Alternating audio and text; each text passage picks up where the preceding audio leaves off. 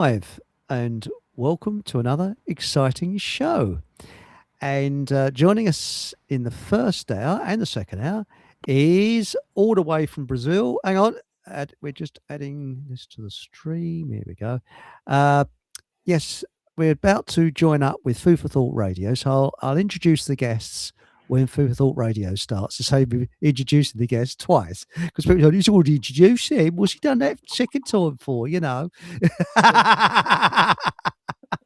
here now.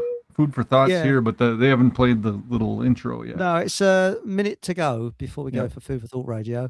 So for those of you that are on Holylandradio and Rumble and YouTube, everything's happening around me here.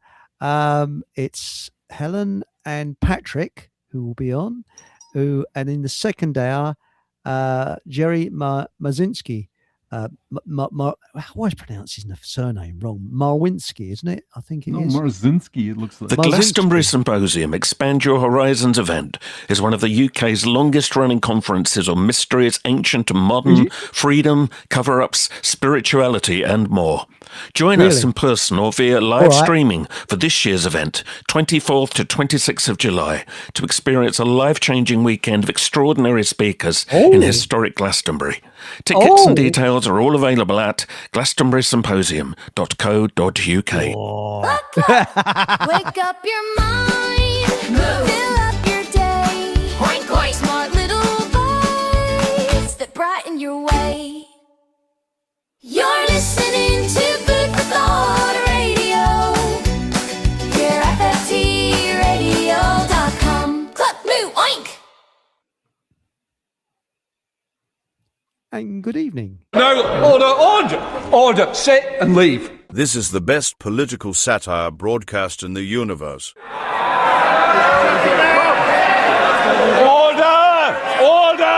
I say to the honourable gentleman, give me this.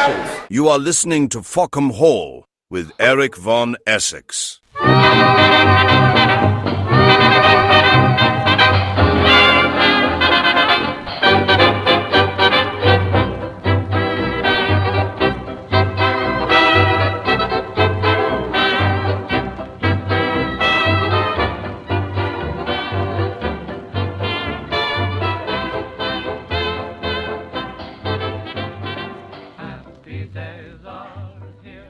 Good evening and welcome to another exciting show. And my guests tonight are Helen, all the way from Brazil. She's English, actually, but don't tell her that. So, good evening, Helen. Hi, good evening. And what Ponzi title would you like for Fockham Hall? Because everybody has a Ponzi title. Because our second guest is Patrick, who's our cheese ambassador, and also the last Zulu outpost of Wisconsin, and he's the guest all the way from America. So he's the cheese ambassador. Evening, Patrick. Hey, yeah, good evening. Beautiful day here. I'd say good afternoon to you. Yes. And good midday to you, to Helen in Brazil. So could you be our Brazilian ambassador? Would you like to be? Certainly, yes. I can be your ambassador and exorcist, if you like. An exorcist, like the Fockham Hall exorcist. The Fockham Hall exorcist. Yes, you need one. Yes. So Fockham Hall exorcist.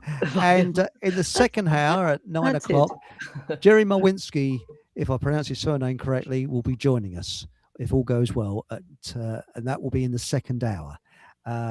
So isn't it Marzinski? There's a Z there. There's a Z, isn't it? Marzinski. That could be there, mate. Yes, you're quite right. It needs an American to pick these little points out, you see, a fellow American. But I should think that Jerry is probably further away from you, Patrick, than I am from you.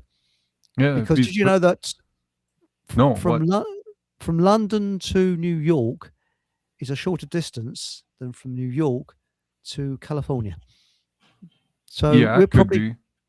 Yeah. So I'm in the Midwest. I'm over near Minneapolis, which is kind of near the middle, kind of somewhat. I don't know. Maybe I'm like right in the middle between you two. You never know. That's my guess. Anyway, tonight we're going to be talking about demons. Now, I believe they're very real because demons decimated my family. And I've said this sort of many times before. But before we start the show full on, we'll go into the chat and see who's in chat tonight. And it's a really crowded room tonight. And first on was, or is, Aunt Sally. And Aunt Sally says, good evening, folks. I'm looking forward to this one. Yes, and remember, the first one on can have a 2-finger, or for American, 1-finger salute to a celebrity or politician of their choice. So, Aunt Sally, please choose wisely, and we do like to give a 2 or 1-finger salute. Please say whether you want a 1 or 2-finger salute. We got our Transport Minister, Enviro, or Anorak. Good evening, all. And then we have Sam. And Sam, sorry, I can't pronounce the rest of it. Good evening, gentlemen and gentle ladies. That's all very nice. And then Sam's gone on to say, my last intellectual slap in the face for the last 2 weeks is reverse speech. Yes, that was the Australian that had a Sony Walkman, dropped it on the floor and rewired it the wrong way round. David John Oates. That's right. Thanks, mate. And now he says, I went on to say, I believe that there is something real behind it. It's very interesting, but it's very strange. What do you think? Well, we'll go into this because Patrick is now very much into it. We got Matilda. We got Mark Anthony. Good evening. Look forward to the show. Pink Planet. Hello, everyone. Alice Gorgeous. Hello, Alice. Yes, and we actually heard your voice on the Paul English show on last Thursday. She called in. Nice to speak to you, Alice. Yes, she called in. And Sue Sparkle, good evening all. And DJ B2, hi. Now, we'll be, as I say, we'll be looking for 2-finger salutes. Please remember, Aunt Sally, choose wisely. Now, Helen, Patrick, reverse speech. This could be to do with demons and things like that. What's your view of it? Patrick believes in it. Helen, what's your view? Yeah, I think it's absolutely true. I remember hearing it years and years ago with, I think Obama. Well, before Obama, I heard about it when Obama gave his inauguration speech. When they played that back, it said, "Hail Satan, hail Satan." I was like, okay, that's going to go well. Yeah, no, I think it's totally true. And I think it's all to do with this inversion. You see, Satanism or these sort of dark art is all to do with the inversion of everything. And they're very tricky and very clever. Oh, yes. And so, yeah, I think that there are lots of those old rock and roll things, that music and all kinds of speeches that have this stuff embedded in them. And the subconscious mind picks it up. Or if the subconscious mind doesn't, the universe, if you like, picks it up. And it's very powerful magic. I think it's, and you've got to be very careful what you listen to. I agree with you. But first of all, I think we better to the public who don't know what you do, Helen. I have totally overlooked this. I believe you counsel people, have I got that correctly, who have had problems with demons. Yeah, I don't call myself a counselor, but I guess I kind of am. But I'm actually a hypnotherapist. But I came into this. Well, I was going to explain this. I'm actually, so I'm a hypnotherapist, and I do what's called spirit release work, which is basically a modern word for exorcism, using not because I'm psychic and I can do it that way, or not because I'm a Catholic priest and I'm doing it that way, but because I'm working with somebody in their subconscious, helping them to see these things in their field, their emotional and spiritual field, and remove them. And it's funny because I remember years ago listening, I don't know how long ago, but I remember listening to Jerry Marzinski. And at the time I thought, I really hope I get to talk to that guy one day, because it was really cool. So I'm quite good at manifesting, I have to say, because, I put these things out there and it kind of happens, which is amazing. Yeah. But anyway, and what he was talking about was how he went into, the classic, psychotherapy, therapy, that kind of thing, working with people in these, well, he'll explain it, I'm sure, but working in these hospitals, not in prisons and so on. and discovering after many years that these people that were called schizophrenics were actually in beings in their head. It wasn't just some chemical imbalance or some bullshit, right? And so he came in from that direction, whereas I came into what I do right at that point, meaning I learned to be a hypnotherapist because I was drawn to do the spirit release work. It was that caught my attention. So I came in from right at the kind of top of it, if you like, and then learned what I needed to learn in order to be able to do that. And it was because I went to see a guy myself. I went because I had, and I told you the story last time we had a chat on your show here, I think. But I was, I went to see a guy who was who himself, a bit like Jerry, had been in the mainstream as a doctor, as a obstetrician, I think. And then he'd learned about hypnotherapy. And then while he was talking to somebody in a hypnotic trance, realized he was talking to somebody else. It's like, oh, who am I talking to? And so he then got involved in the spirit release work. I went to see him after hearing him on a radio show, a bit kind of like sort of thing that you and Paul are doing. And I was fascinated, and it just happened to be in the same city I was living in the States. So I went to see him, and as part of the process, we did some past life stuff, which was fascinating for me because I'd had this. Well, it's a whole other story. I won't go into that. But anyway, but while we were there, we saw this being. I saw this being like I think I told you last time. It was called. It called itself. It called itself. Well, it referred to itself as we. So it was a hive mind thing, but it called itself Mantrix.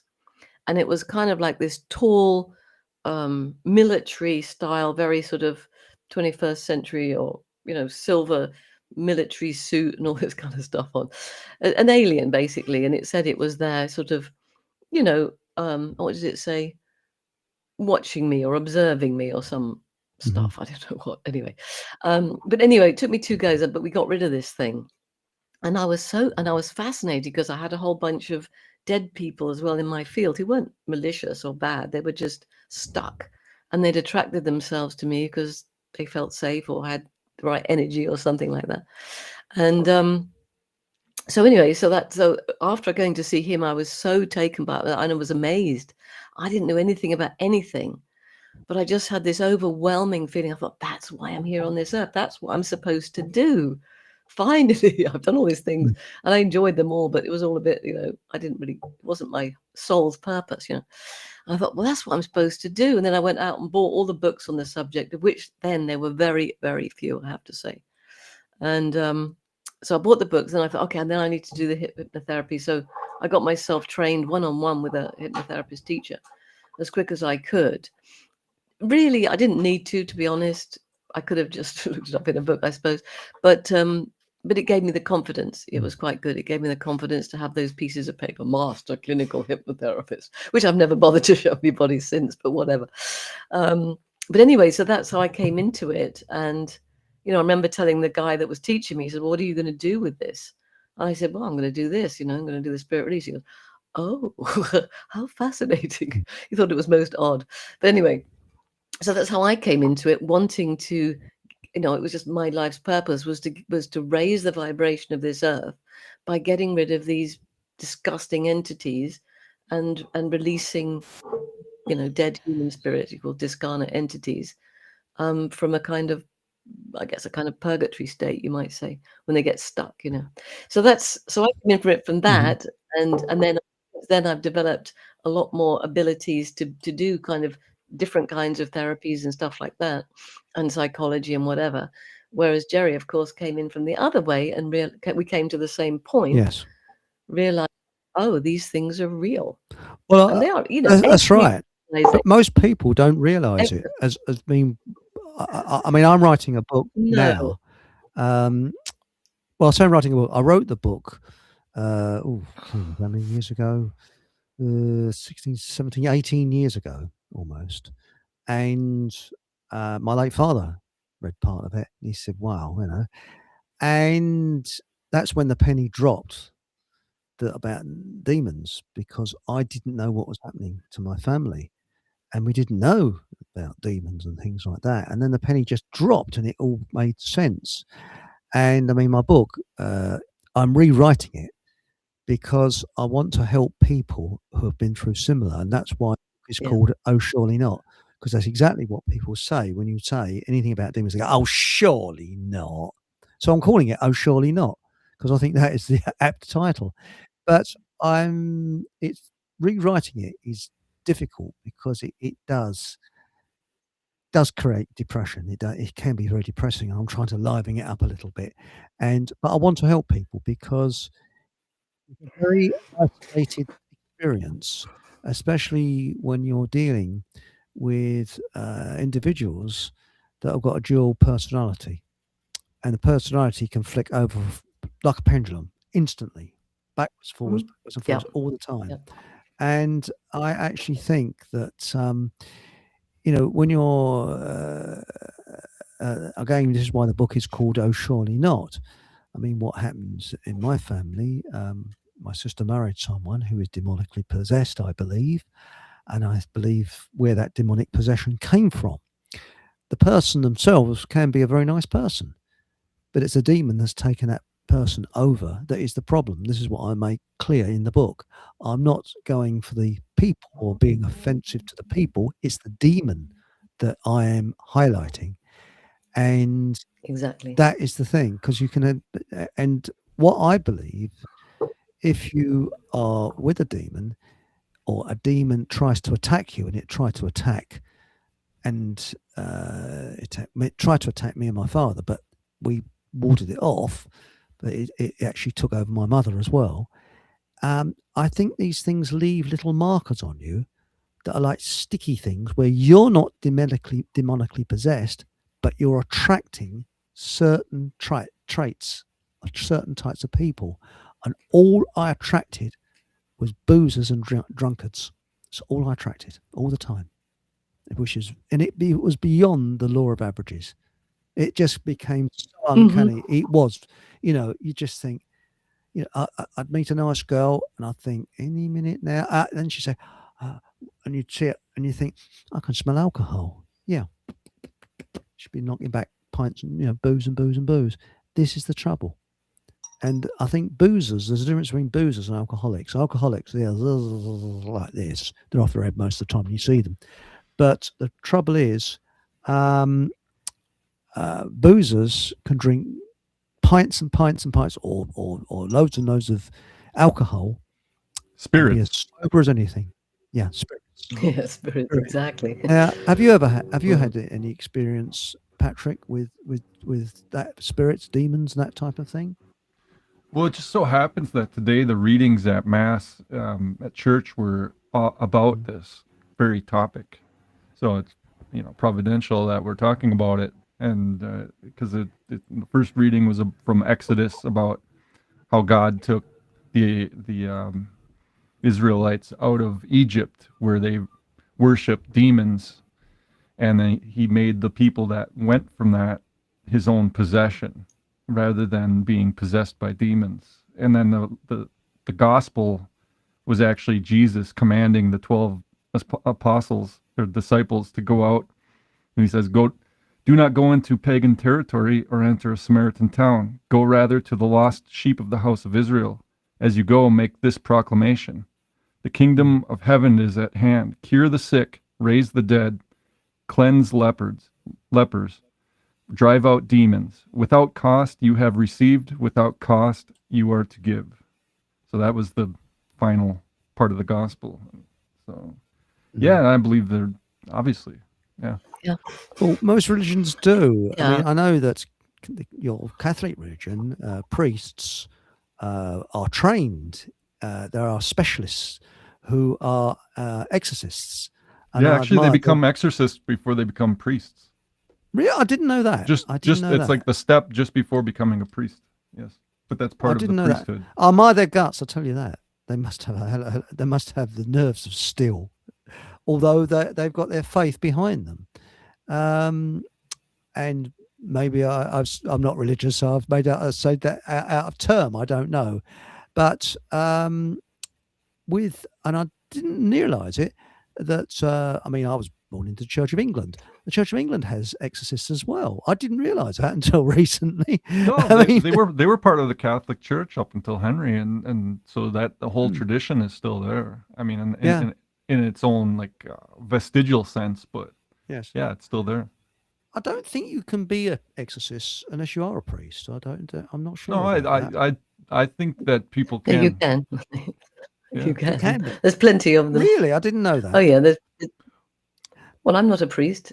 I spend my time doing that. There's more and more people now doing this work. And I kind of have a bone to pick with the Catholic priests in the sense that what they're doing, they're getting the demon out, but they're sending it to the church often, or to the pigs, as it says in the Bible or whatever. I don't think that's right. I don't think you should let them go. I don't understand that. I'm sending them to be literally obliterated in the sort of divine central sun. And I think that's what most exorcists outside of particularly the Catholic Church are doing.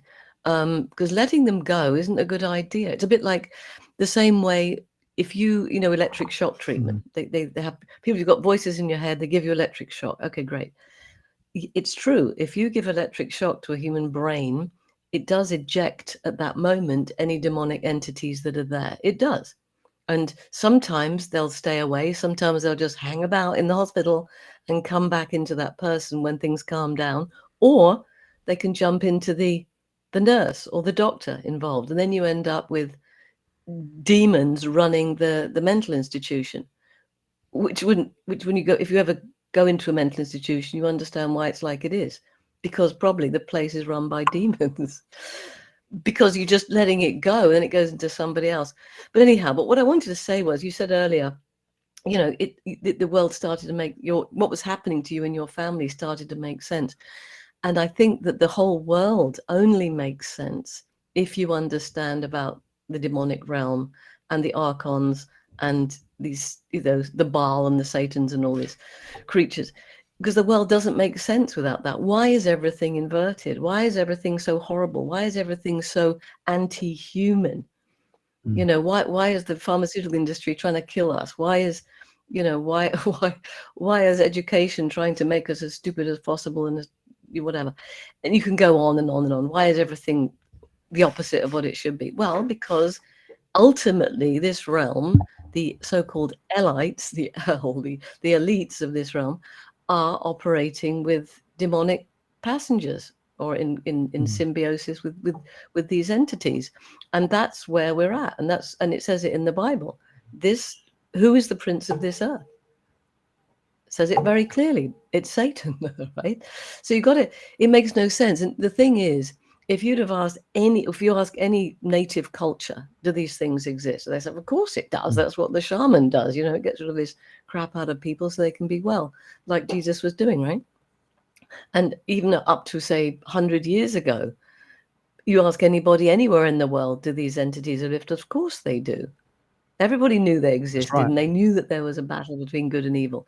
And then you got the modern age and science, this modern science where everything's so apparently settled according to science. Oh yes, science is settled. That's the biggest lot of BS you could ever wish to hear. Science is never settled. Well, the whole point of science is it's an ongoing thing. But anyway, because of settled science, they say, oh no, it doesn't exist. It's just a bunch of old wives' tales and silly people, and this world is just physical, and it appeared randomly out of nothing, this big bang apparently, and suddenly we're humans. That's right. Absolutely ridiculous story. But anyway, and then they made everybody believe that all this stuff was just fiction, and which is great if you are the satanic part of the satanic realm, because how do you protect yourself if you don't even know it exists? But something and so, sorry, I didn't mean to cut in, but there's something I that's missed, good. That's what I wanted to say. because your sound was going a little bit jittery as you was talking. I don't know quite why. A little bit, yes. I could just about a bit like it was that chap that used to do the dodgy microphone sketch. Used to go and Oh, really? But I could hear. I think that was the problem. It might have been mine. I don't know. But as long as everybody in chat, our audience can hear, that's the main thing. But the one point I want to clear up, you said about Catholic priests, they they get rid of the demon, They but they get them out of the yeah. person, but then they're just free to So the demon's create havoc. free to go elsewhere. Do you believe in destroying that demon? And this is the point I'm going to get at. I might have missed Yeah, it. I do. How do you do that? I How on earth absolutely do I you do, do it? because I don't believe that. How do you do it though? Well, how do I do it? Because how do I do it? And how could you do it, or Mhm. anybody listening to this do it? Is because we are of God. We have spirit. We have that light in us, and we have authority over them. All right. Who am I? I'm just some 65-year-old English woman. Do you know what I mean? But the fact is, when I say you are going to be netted up on sometimes I do it myself, sometimes I call up Archangel Michael, whatever, and I just say, I can explain how I say it if you're interested, but I just say it, and it happens, and they are obliterated. They're literally, the energy that they were is just turned back into source light. It's as if they never existed, That's which interesting. in a funny What way was is, this, St. Michael? well, Because this is what I heard. no, not St. Michael, Archangel Michael, different things. St. Michael's different Archangel thing. Michael. This is what I heard Archangel Michael, yeah. from a Catholic priest that was on, and Patrick, I think you know his name in America. Yeah, Father Chad Ripperger. That's the chappie. Thanks, mate. He's great. Patrick is is the perfect prompt. Thank you, thanks. And he was saying he calls on Archangel St. Michael, and Michael. and Yeah, and and, yeah. and to hammer it. I mean, as I say, I'm not religious, but I call on things to get rid of. And it took me 16 years almost to well, probably longer than that. I don't know, because this is what I want to ask Jerry about tonight, and maybe yourself and anybody else.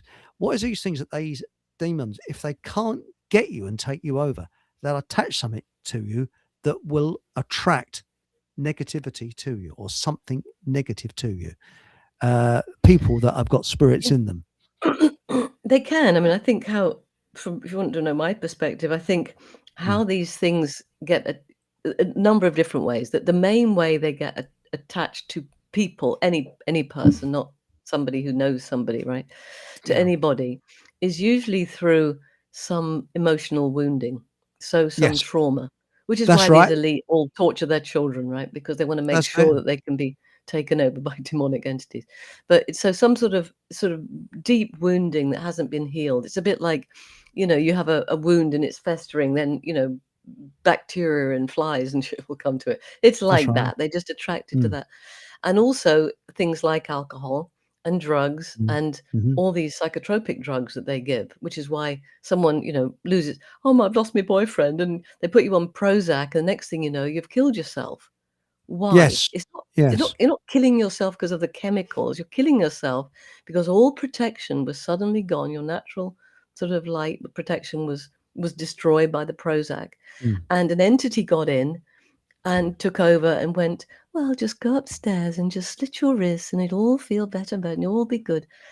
And then they end up dead, and you go, well, shit, the only person was only a bit sad, So all of these things, but anyway, so that's sort of an aside. So, if you read the inside inserts of all these hideous drugs that the doctors give people, usually it's like suicide. That's why, because it's taken away all protection. Anyway, Yes. so these things they can get attached because of that.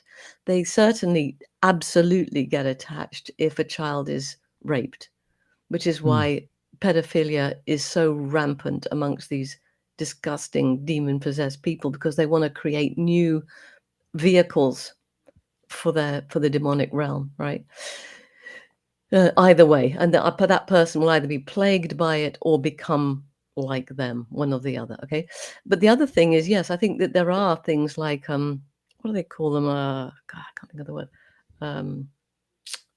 Anyway, yes, you can be marked. Absolutely, you can be marked, and also through black magic, it can happen. So, I know somebody at the moment whose sister is extremely well. Her family is very high up in these banking circles of these hideous people, and they've literally just sent some done some black magic on her. So she keeps getting rid of these. The entities keep getting formed and sent to her. They're called egregores. You can create a demon if you use black magic, and they keep sending this stuff to her. Keep getting rid of it, and it keeps coming back and back and back. I've never seen anything like it. Actually, it's one of the worst cases I've ever seen. But anyway, so That's yes, you can be marked, and of course, what happens is these entities, sometimes they're very powerful, and they can organize events. So say you had an entity that's hanging around, you're not possessed. I mean, you weren't possessed and you're not possessed, right? No, But say no.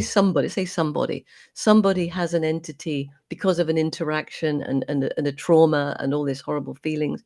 There's an entity in their field, on the outside of their field. It's called an attachment, right? So they've got an attachment. That attachment is connected to the whole network because it's a big network. It's a big hive mind, this whole demonic hierarchy, right? And so when that girl comes through that's got the entity that's the alcoholic, it kind of does something and it brings the two of you together, or the person that's going to abuse you, or the person that's going to steal your money, or whatever it is.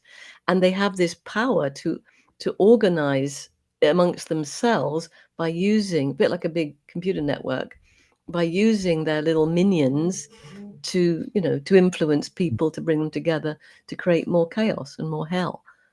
You're So- spot on there, and I think that the big problem is when this came into my family, was absolutely unaware of what it was. We didn't know it was demons. We thought it was Oh, something. how would you? How would you? And it's only by sheer luck I stumbled across it, and knew what, and then found out exactly what it was. But I'm probably going to upset a lot of people now in saying this, but I actually think that Freemasonry opens up portals that lets these demons in, and I really do believe that lots of people I know that's had connections with Freemasonry.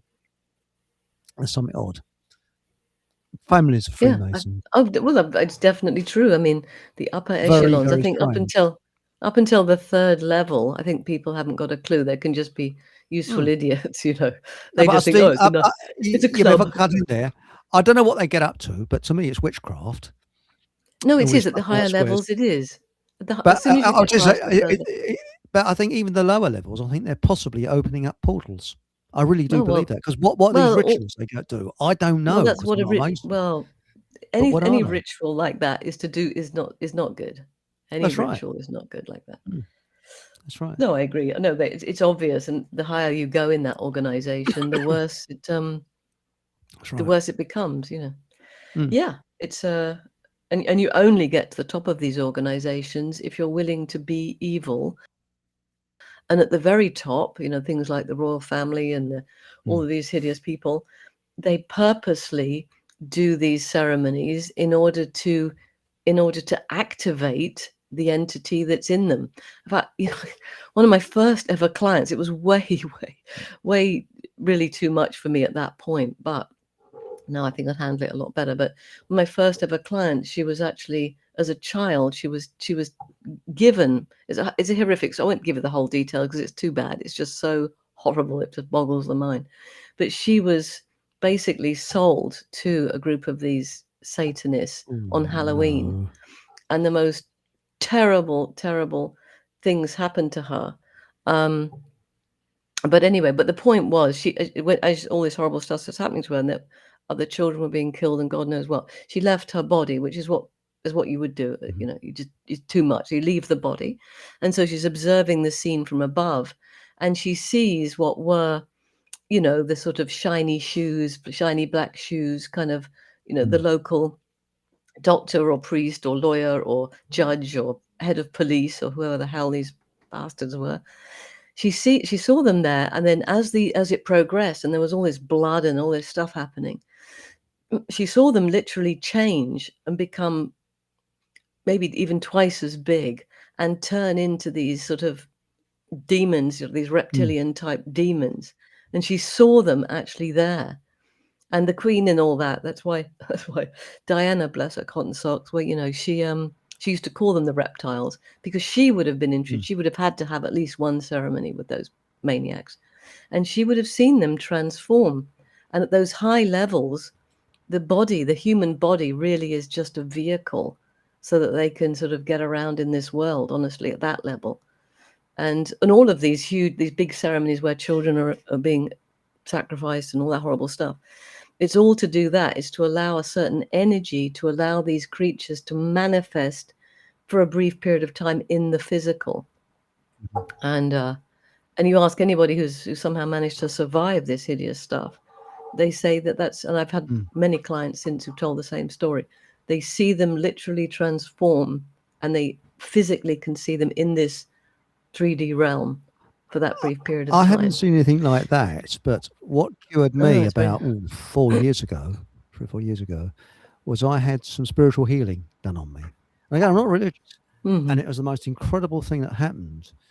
And you feel a buzzing feeling sensation, and it was several people, and they don't touch you. You're just sitting there, and they're trained in this. These people, I think it's something like several years to train to be a healer, but everybody's got that. Apparently, everybody's got that talent in them, but it just needs to be brought out. And I can't thank these people enough, because what happened with me, there was something that was festering inside me and had been festering for years. That came out, and whatever it was that was attracting these, whatever, just went. It was given given the order of the boot, and it went. And I've absolutely felt incredible, and because this had been festering and festering and festering and festering inside me, and didn't realize it, and then it just came out. And as I say, I can't thank those people enough. I mean, what's your view of spiritual healing? Have you ever experienced anything about this? And I'd be interested to hear what Patrick's view is of it. I think I've asked you before, mate, but from a Catholic's point of view. So I'd like to hear both your point of view on the spiritual healing. Go ahead, Helen. Okay, well, spiritual healing, I guess that's how I spend my days. So I've developed something called emotional alchemy, which I'm using to transmute these festering things, whatever it happens to be, these wounds, these traumas. So I spend my time getting rid of the trauma in the person, whatever it is, the bad thing that happened, or whatever it is that's causing the shame, the guilt, the sadness, the depression, the anxiety, fear, worry, anger, all of this kind of stuff, which are the emotions of the darker realms, which is what they feed off. That's a whole other subject, isn't it, about why they're doing it? Because these demonic entities are feeding off our emotional energy, and they feed off the negativity. Exactly. It's only the very high, I suppose, the archons and whatever, they can cope with the actual love and the passion and the positive things of joy. But the general morass of demonic entities feed off this shit, basically. And so they want to resonate with that. So what I'm doing when I'm working is I'm getting rid of the wound and the food, if you like, for these creatures. And then if those creatures are involved, which there usually is something, even if it's a very low level thing, like a kind of red-eyed blob or something, not very intelligent, right up to the the really scary ones. And then I get rid of that as well. So for me, that's the same as spiritual healing. But then, I can also heal with hands, and so can you. And so can anybody. We can learn to channel divine energy, light, and to pour that into somebody. And I can imagine if you have 3 people and they have set their intention around, say, someone like you, and they know what they're they're intending what they want to do, which is to clear out all negativity. You pour in such amount of divine light, divine love into somebody, it becomes, it transmutes the negative stuff, and it becomes inhospitable, untenable for those creatures to live in that frequency, because they live down here in this shitty negative realm.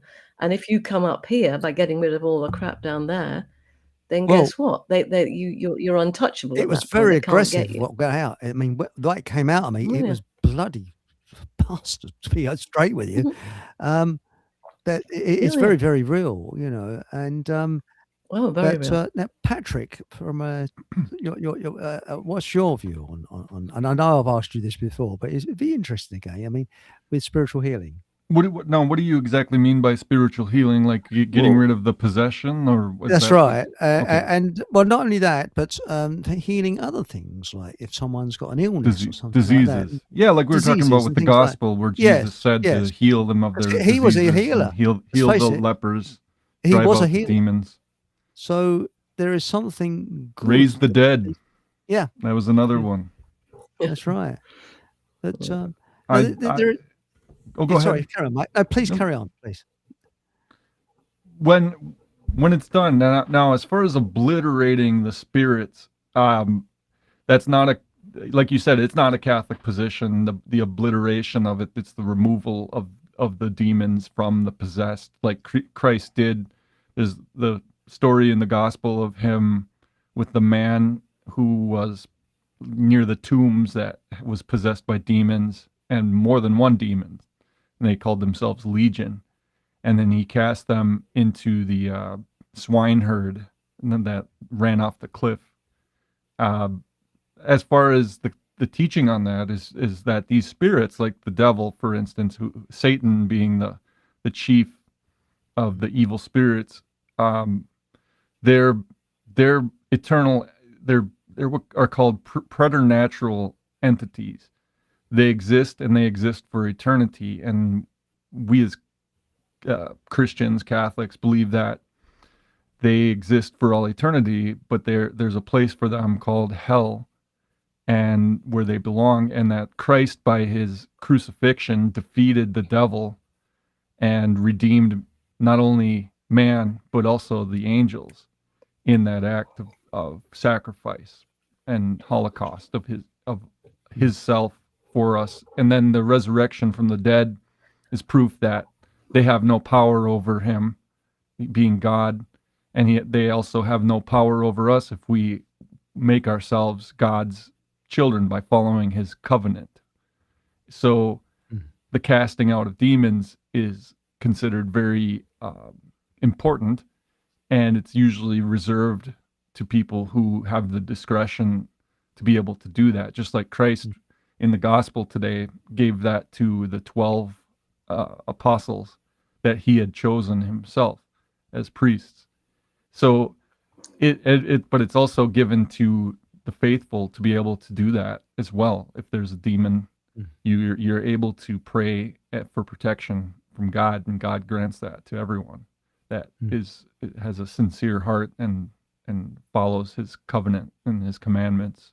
So that's how we believe. That's what we believe. And Do you believe? Sorry, I didn't mean to cut across you there, but do you believe No, go. that Catholic priests who become specialists, who are specialists in exorcism, are brave? Do you think there's a bravery what they got, or is it the Lord that is protecting them? I mean, what's your feeling? Well, I mean, they become I think they're fearless, brave.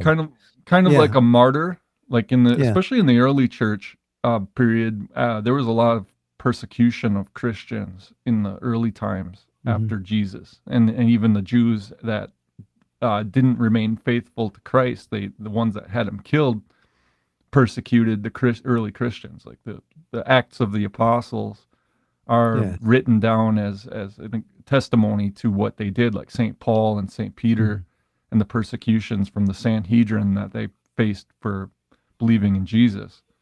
And they've faced like violent persecution. And they eventually, most of them died, except for like St. John. I think he lived out his life on Patmos, where he wrote the Apocalypse of John, otherwise known as the Book of Revelations, which also deals with a lot of this imagery of the devil and Satan, like the beast, that kind of thing. We get that from St. John and his writings on that.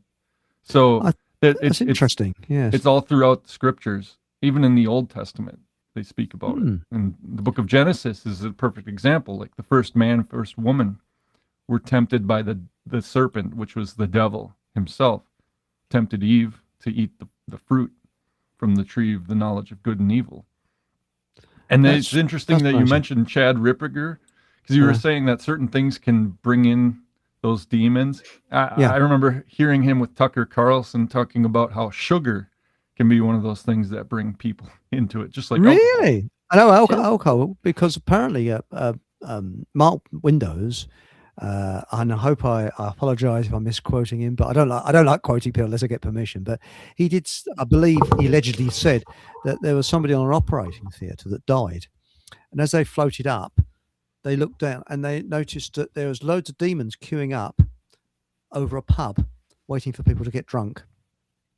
There's a Yep. queue, and then suddenly, whoosh, he was thrust back into his body again. And I have put two and two together, and I might be making 100, I don't know. But they say that alcoholism is genetic. I think that's BS. It's bovine excrement.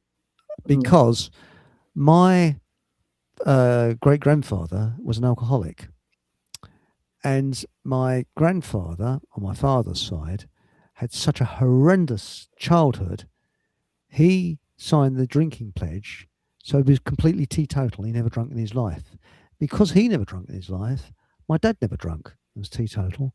And I'd say I'm teetotal. I might have a Guinness or equivalent of a Guinness about 3 times a year, and that's only half, on a very hot summer's day, and sometimes none at all. So I don't. So I would say I'm teetotal as well.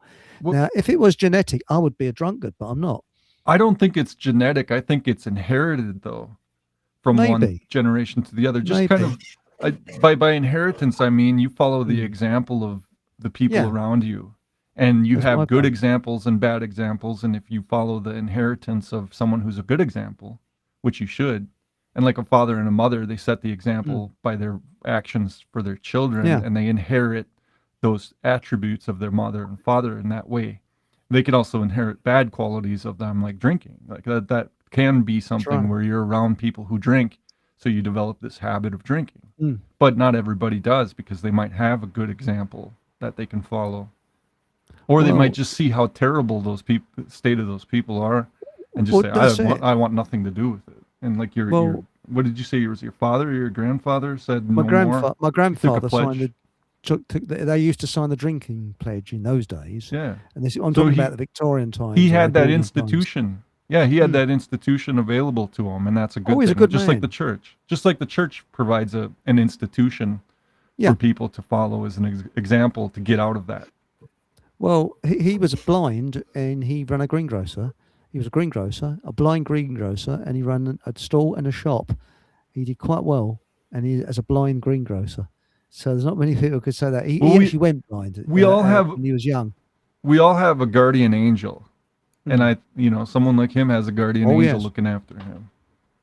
But going into chat, if you don't mind, should we have a quick whiz in chat? Because there's loads of people who are chomping at the bit here and they're going to chat. Matilda wrote, I rang the DWP, which is the Department of Work and Pension, for those of you that are not in Great Britain, once. It's a government organisation.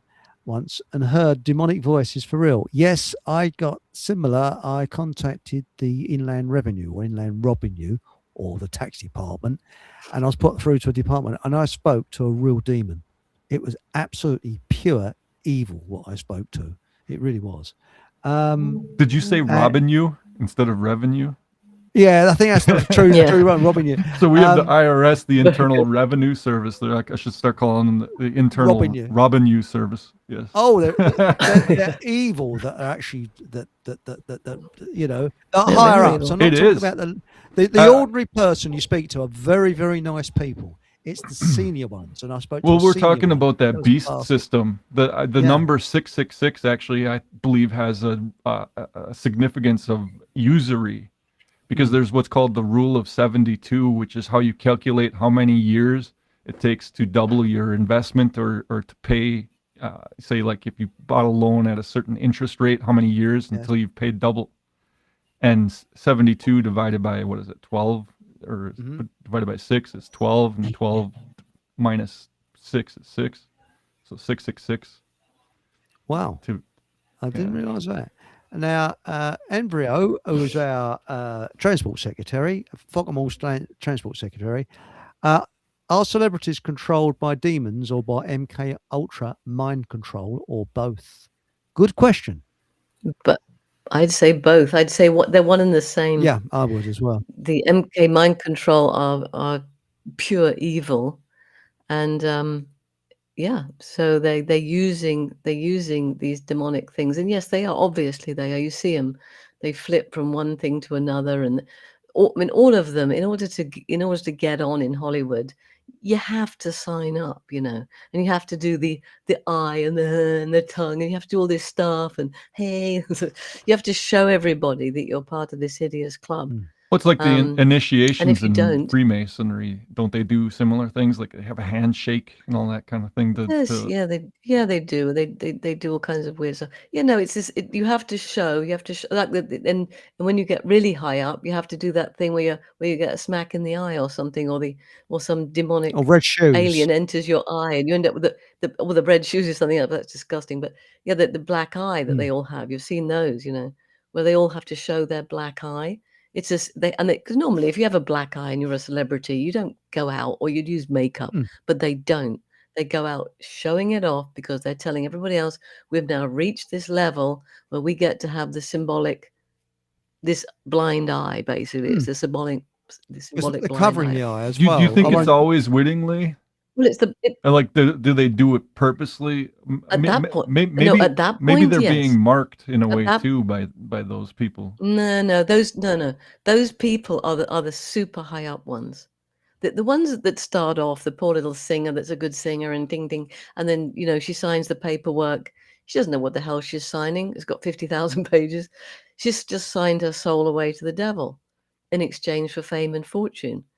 But they don't really believe it because they were brought up like we were back in the day. We haven't Yeah, got a clue. that's kind of what I mean. Unwittingly, like they Oh, sign yeah. up for it. Yeah, no, to start Yeah. off with, yes. But when those people do it at the top, like you see, what used to be, Prince Philip, or you see, any of these bastards you see around, they've all got a picture of themselves with the black eye. It means that they've absolutely agreed to go to this much higher level, Yes. and they've allowed themselves to be taken over completely, which is why politicians can start off perfectly nice. You think, well, that's a good chap, he might help us out, and the minute they get into any form of power, they suddenly turn into this disgusting Tony evil Blair. person. You think, well, Tony Blair's a typical example.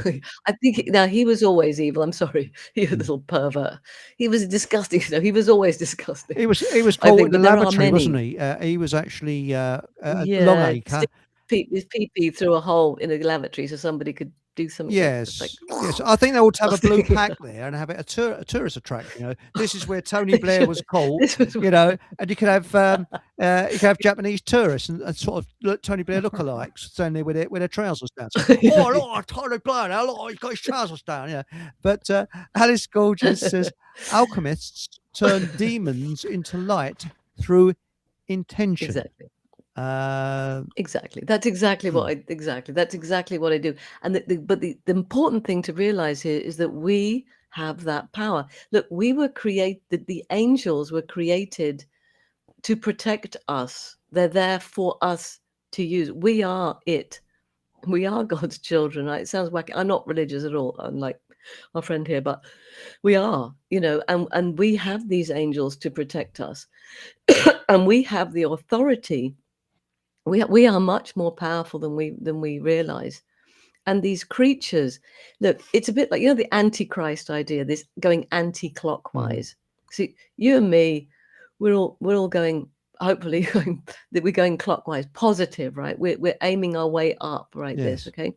But when you're of a negative ilk, you make that decision at a certain point to become more and more dark, which is why these hideous people in the world becoming more and more obviously evil.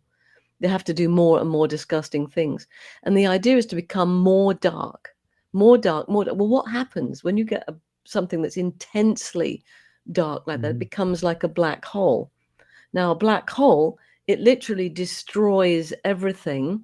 But then the other side of the black hole, it comes out into another universe, if you like. And so it starts off as source energy, recreating something new, because you can't destroy really anything.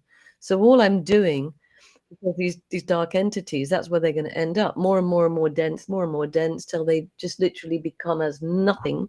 And then not nothing, but they can become so dense.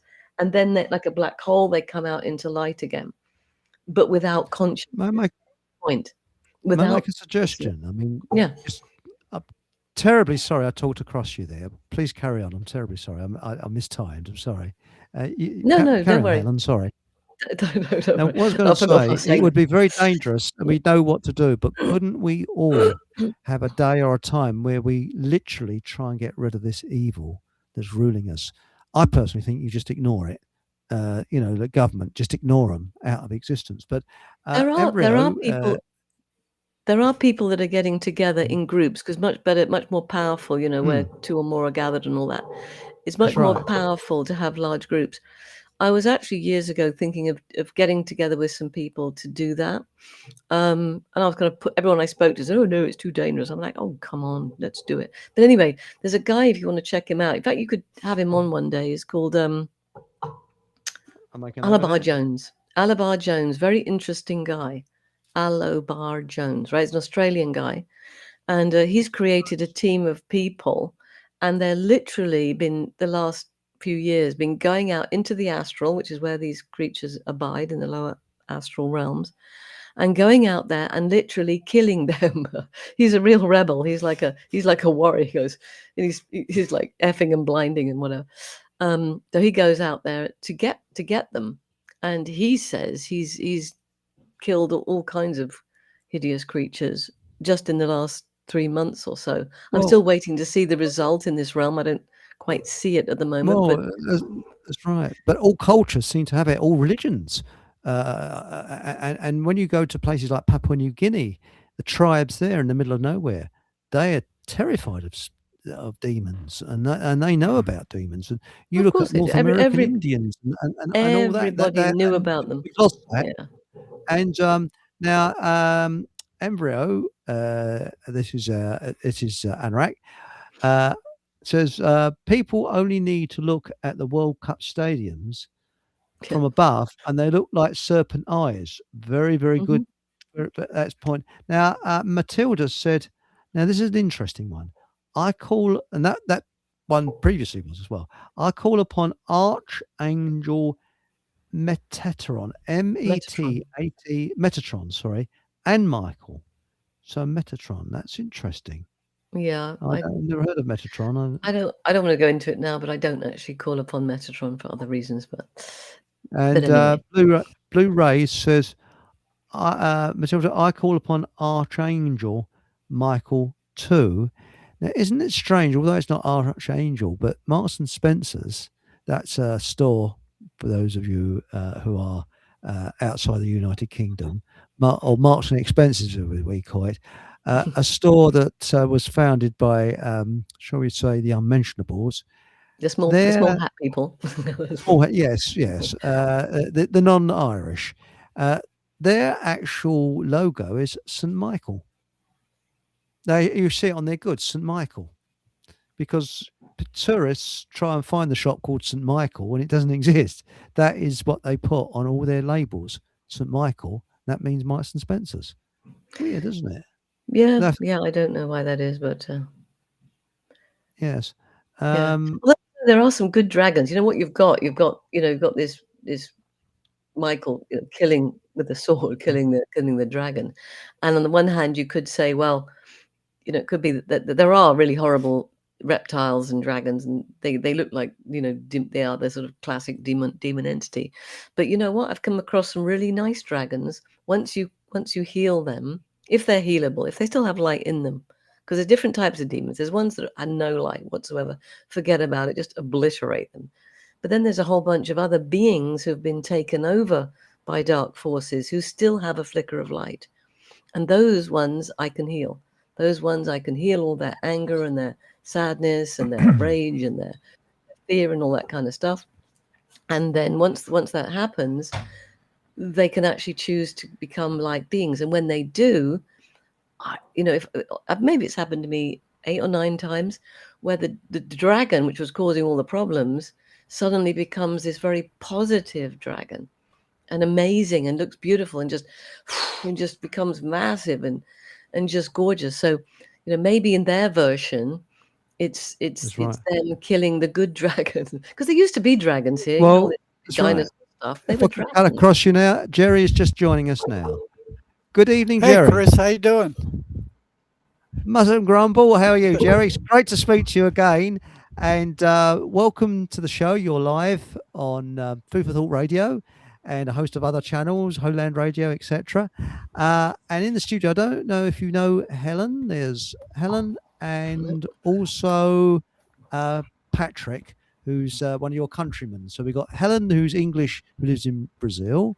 And we've also got Patrick, who's actually in Wisconsin, in America. And now I believe Helen and you, Jerry. Now, Jerry, could you sort of just explain yourself briefly to our listeners and viewers as well, what you do, if that's, but just sort of in a nutshell kind Well, of thing. right now, I'm a MACE energetic Mhm. psychotherapist. So this is a cutting edge psychotherapy that came out that works with energy. It's not like Mhm. traditional psychotherapy at all. So your thoughts are energy, your feelings are energy, your spirit is energy, everything about you is energy. Yes. Traditional psychotherapy doesn't deal with it. They just keep bringing up the same old Spot on. stuff over and over again. Bravo. So this stuff is kind of like when you get a car battery, you charge it up full, and then you drain it down to nothing. So there's no electricity in it at all. It becomes like a boat anchor. You can't use it again. It's dead. So the MACE method actually goes into your subconscious and drains that negative energy out of trauma. And once it's drained, That's it's actually interesting. gone. It's not there anymore. It's turned into positive energy and released back to the person. And it's almost like magic how it Yep. works. I mean, it's permanent results. It Wow. happens. Even the worst trauma can be gone in an hour. And I've been on the front lines of mental health for 40 some years at this point. I've never seen anything work like it. And it wasn't developed by a psychiatrist or a psychologist or a social worker. It was developed by a ship captain. He drove these big freighters back and forth across the ocean, John Mace. And he was looking for a psychotherapy. Well, he was looking for how the mind worked, how it actually worked. Yeah. And he didn't find anything because, regular universities, they don't deal with the mind because they can't see it, they can't feel it, they can't measure it, they can't taste it, they can't touch it. So they just blow it off. Yes. Um, But Mark Anthony has got a brilliant question in chat. If I could just highlight this. And by the way, I've shown your I've got your website, Jerry, at the bottom of the show, at the bottom of the screen. Question: Can somebody? This is Mark Anthony. Can somebody who has suffered a traumatic health issue be attacked by negative entities? yeah, it weakens them, and also their attention is also weakened. Their energy is also weakened. So everybody's attacked by these things. It's not like we're free of them. Every time you get a negative agree. thought that barges into your head that makes no sense, like somebody butts in front of you in line or something, or somebody cuts you off, and you all of a sudden you just become furious. Those aren't your thoughts. And that's another thing the universities don't deal with. They don't ask where thoughts come from. Yeah. And that's the biggest question of all. They don't even address it. And the voices that schizophrenics hear, they just write them off as auditory hallucinations. They haven't done one study on them at all, ever. They just went, we're psychiatrists, we hereby pronounce that these voices are auditory hallucinations. They're hallucinations. I studied these things for close to 40 years. They run very distinct, predictable patterns, and anything that runs predictable patterns is not a hallucination. You're spot on, and I think I better give a little brief resume of where we're coming from. Here now. Helen, you are sorry. You did describe what you do. You deal with getting demons out of people. And Well, yeah, I'm doing, funnily enough, very similar work, probably to you, Jerry, in a way. So, but I explained at the beginning of the show that I came into it from wanting to do spirit release work and this exorcism, rather than, and then I've sort of added sort of other therapies to that.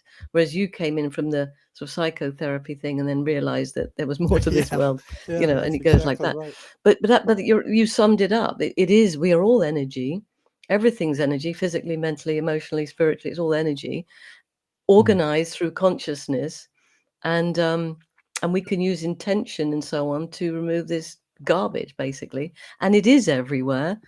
And I think the reason, of course, we'd understand why. I mean, you probably didn't. I'm sure you understand now. You didn't probably back in the day, but why is this not addressed? Because you say, "Hang on, I've got the answer here. I can show No, you they how don't to want to fix hear these it. people in these They, hospitals."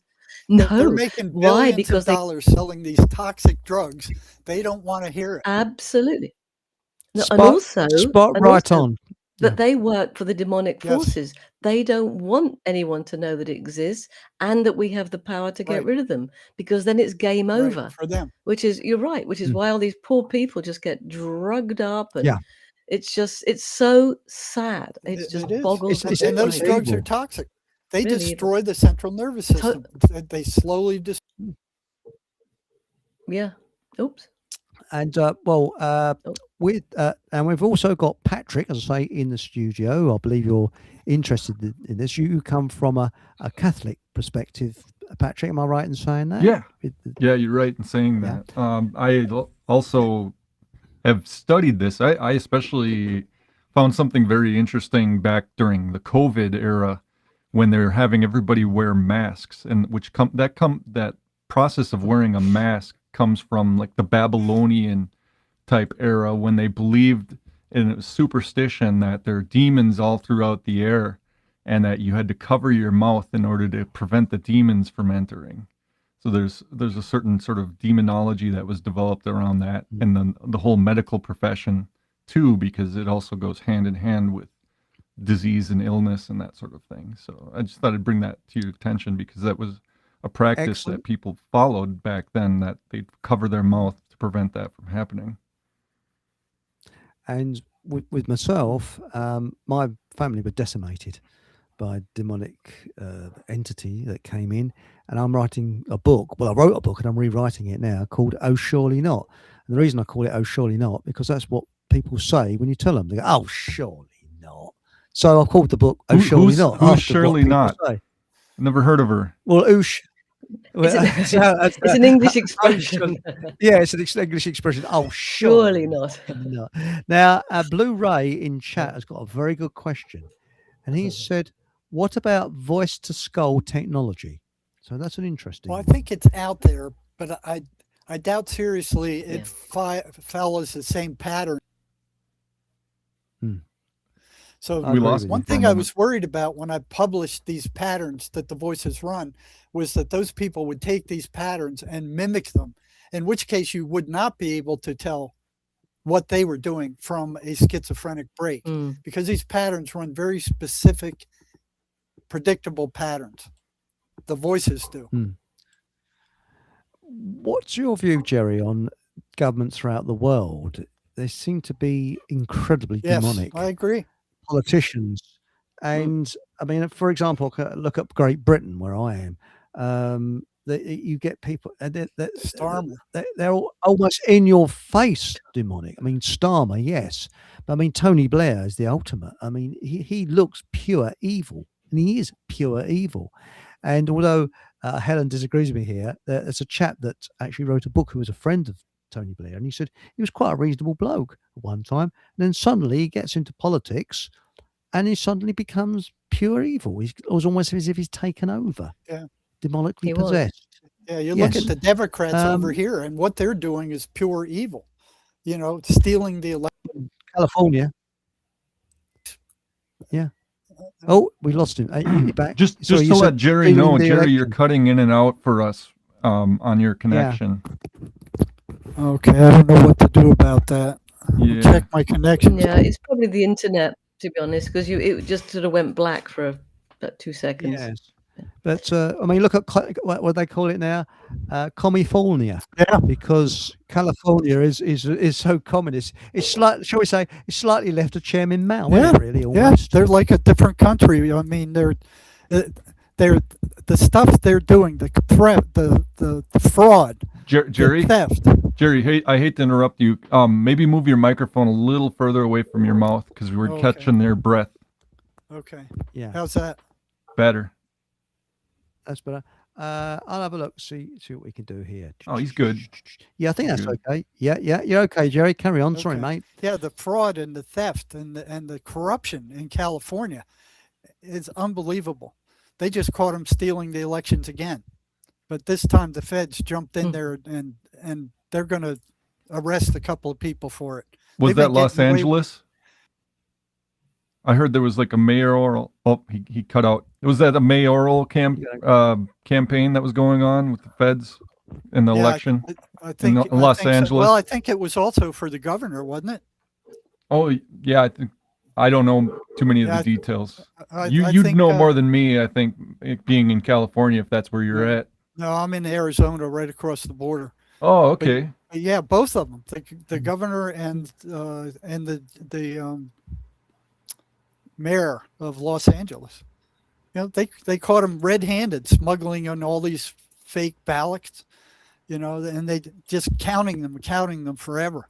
I mean, it's what's going on over there is very evil.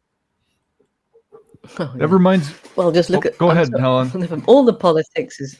Yeah, I was just going to say all the politics. There is no, I've gone way beyond the left and right paradigm. It's like they're both Yeah.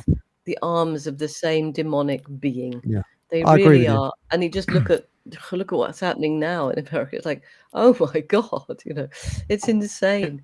So they're all corrupted, and the system itself is set up to make sure that no actual humans, without their little traveling companion, actually get any power at all. They create the same structure on Earth as they have on in the astral, this hierarchy, and all the key positions, and they make sure it's them. And they're all, you don't get just the two-party system stops you from having a decent human being, because you can't be you can't be elected to be electable in an election unless you're part of the party, which is the evil thing in the first place. It's so brilliant. See, They're so brilliant. Nothing ever changes. No, You got the it's the new same party, path. but year after year after year, it's the uniparty.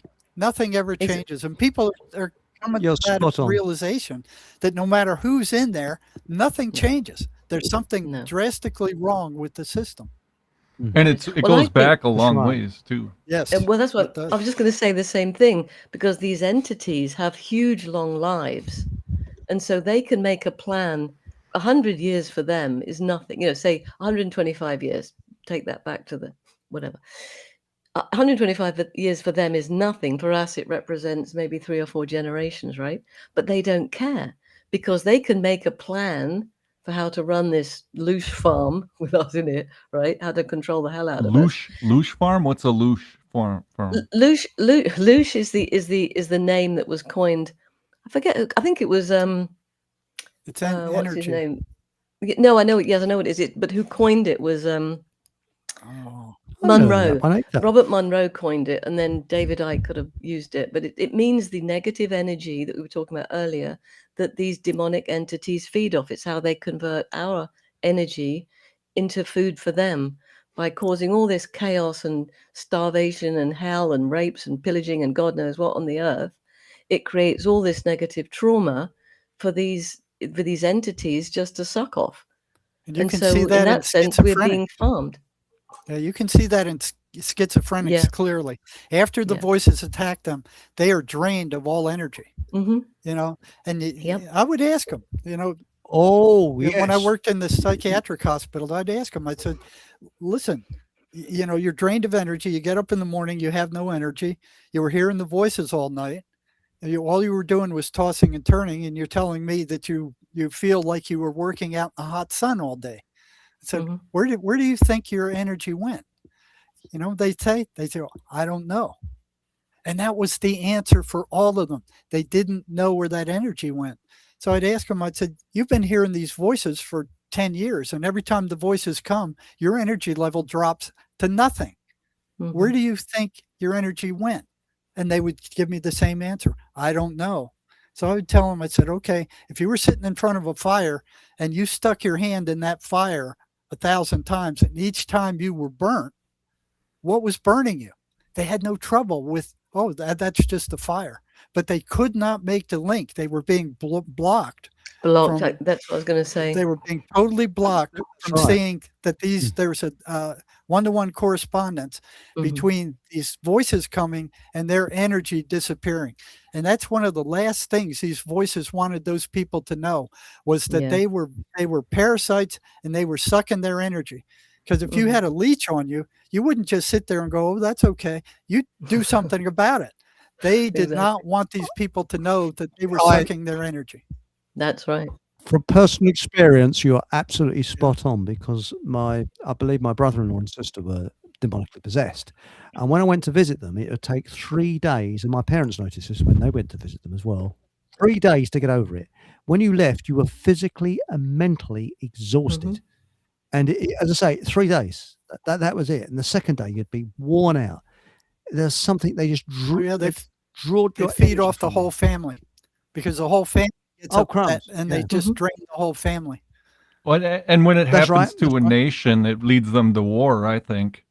A lot of this stuff, because if what reminded me, you're talking about California. California used to have it used to be a lot of the Russian Empire was into California. You had a lot of Russian influence in Alaska, and during the time of the Civil War, there was a lot going on in America too regarding that. And even like we're talking about how people gain these, or end up being possessed by these spirits. A lot of it has to do with things like I remember hearing about Mary Todd Lincoln and Abraham Lincoln having seances in the White House, and through that, certain demons possess people.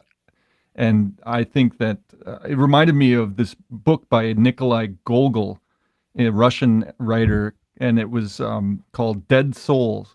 And it was about a man who goes around after the emancipation of the serfs in Russia, going around collecting and buying up these dead souls, because all of these landowners were given compensation for the serfs that they had to emancipate. And he was finding these people who had on their rolls people who had died and claiming them so that he could make a profit on it. And he wrote a sequel to it, and the Russian priest that he consulted told him to burn the manuscript of it because it was too demonic.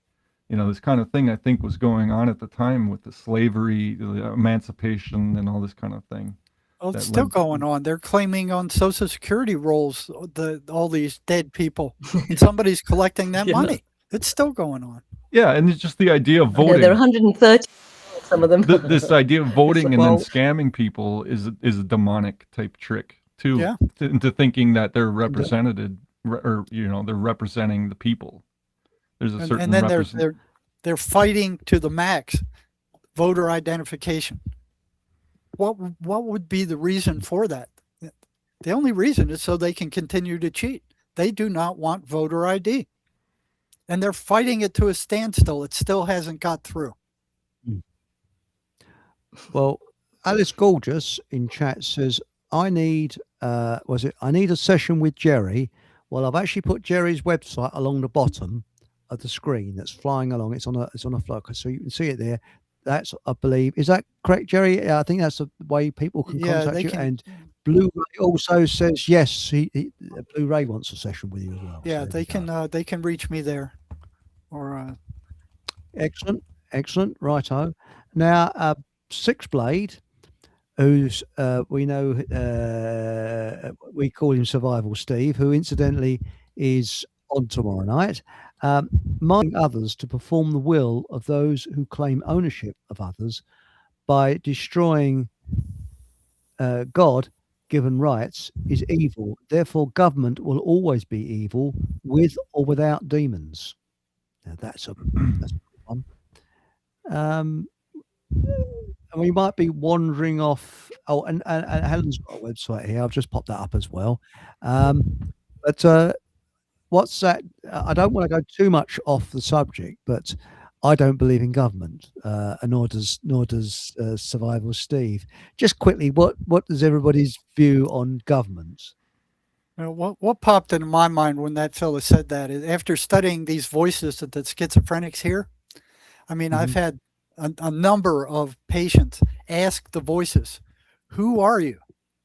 And they would always respond back, "We are you."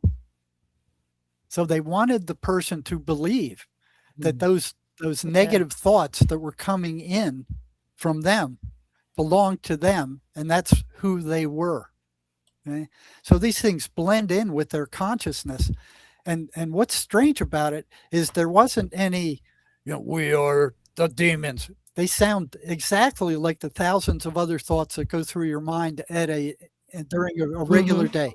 There's no difference in intonation or frequency. They sound just like the person's regular thoughts, only the intention is very different. It's always negative. It's always brutal. It's always sarcastic. It's always negative. It's anti-religious. It drains the victims. It runs a series of it gaslights. It manipulates. Yeah, shame and guilt. Yeah, and all that. Yeah.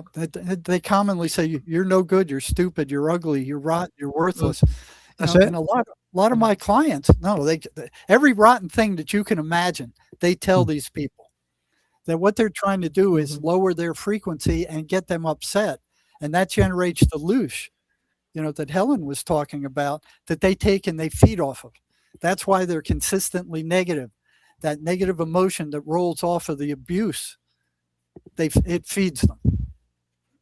You're spot on. Exactly. And actually, I mean, I haven't seen my sister and brother-in-law for over 16 years, and I got a letter through the post earlier this year from a brother-in-law saying that my sister's in a nursing home, but it was written in a way that was to torment. So I replied a lot more than that. I just sent a response back saying, "Please go away," and that's it. I've heard nothing more. So I think he knows that his game is up with me. I'm wise to him. But the fact is that it's torment, and everything's back to front. What is good is bad, and what is bad is good. This is what I found. I mean, did you find this, Jerry? So for example, the Olympics, they would watch the Olympics. If somebody fell over and broke their leg, way, that's fantastic. If somebody achieved something, it's terrible, So negative is positive and positive is negative. That's all the way through. I've found. They invert everything. That's right. Yeah. Yes. But the trouble is, as I was saying earlier to Helen, I think these demons can stick things on you, so you're not demonically possessed, but they'll put something on you where you will attract certain types. Have you come across this, Jerry, at all? Yeah. They don't want to be around anybody positive. They want you to be around negative people. It feeds them. They want you to use drugs.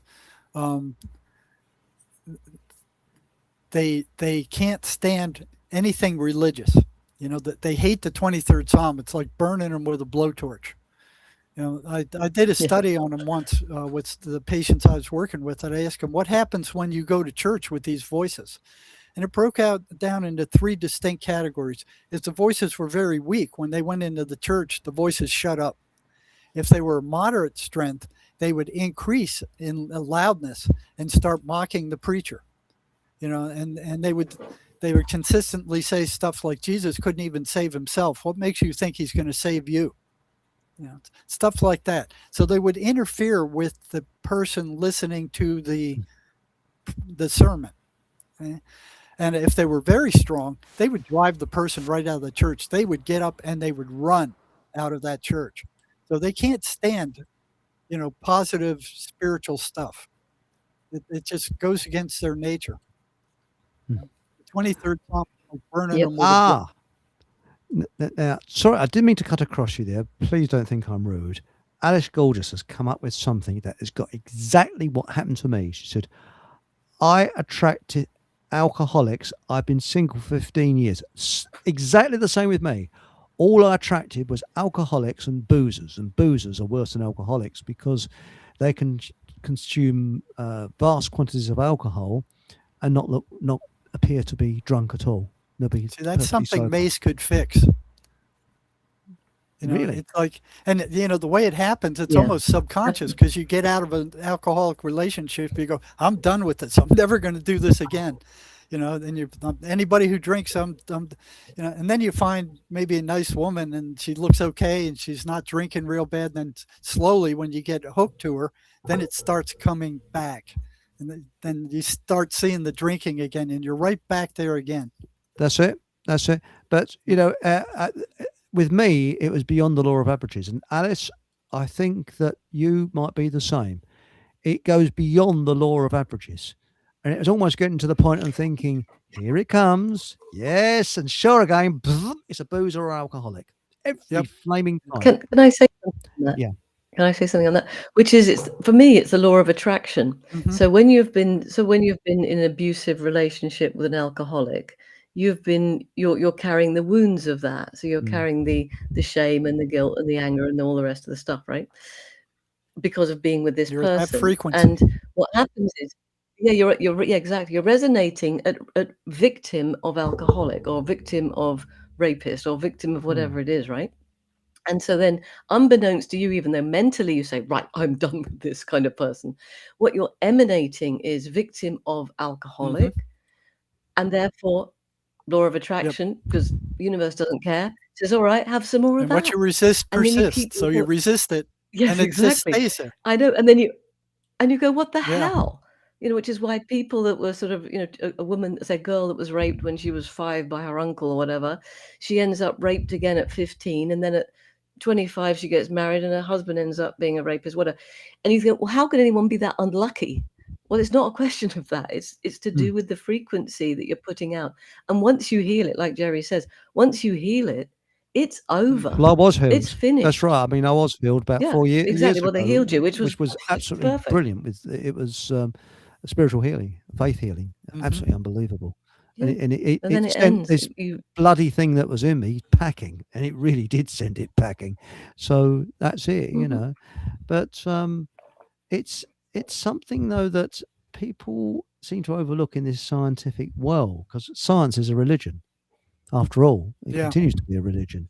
And we've lost a lot of wisdom that our ancestors had, because our ancestors, we mock them and think, oh, I mean, they talk about the Witchfinder General and things like that. That was bad, that was evil. But they knew a lot more about demons than we do, a heck of a lot more. And I just wonder whether is history correct? I don't know. I just wonder what your feelings are on this. Oh yeah, they've been around forever. I mean, it's Forever, and because of science, we just kind of blow them off. Oh yeah, there's no demons, and the church is partly responsible for this. They preach Jesus and God and all this good stuff, but they don't wake people up. It's not Jesus and God that are causing the problems. It's the demons. They need to understand that they're out there and how they operate and what they do. The other thing is the distractions that society now puts out. I mean, the television and the radio and all this garbage that we're constantly being battered with, the news and all negative stuff.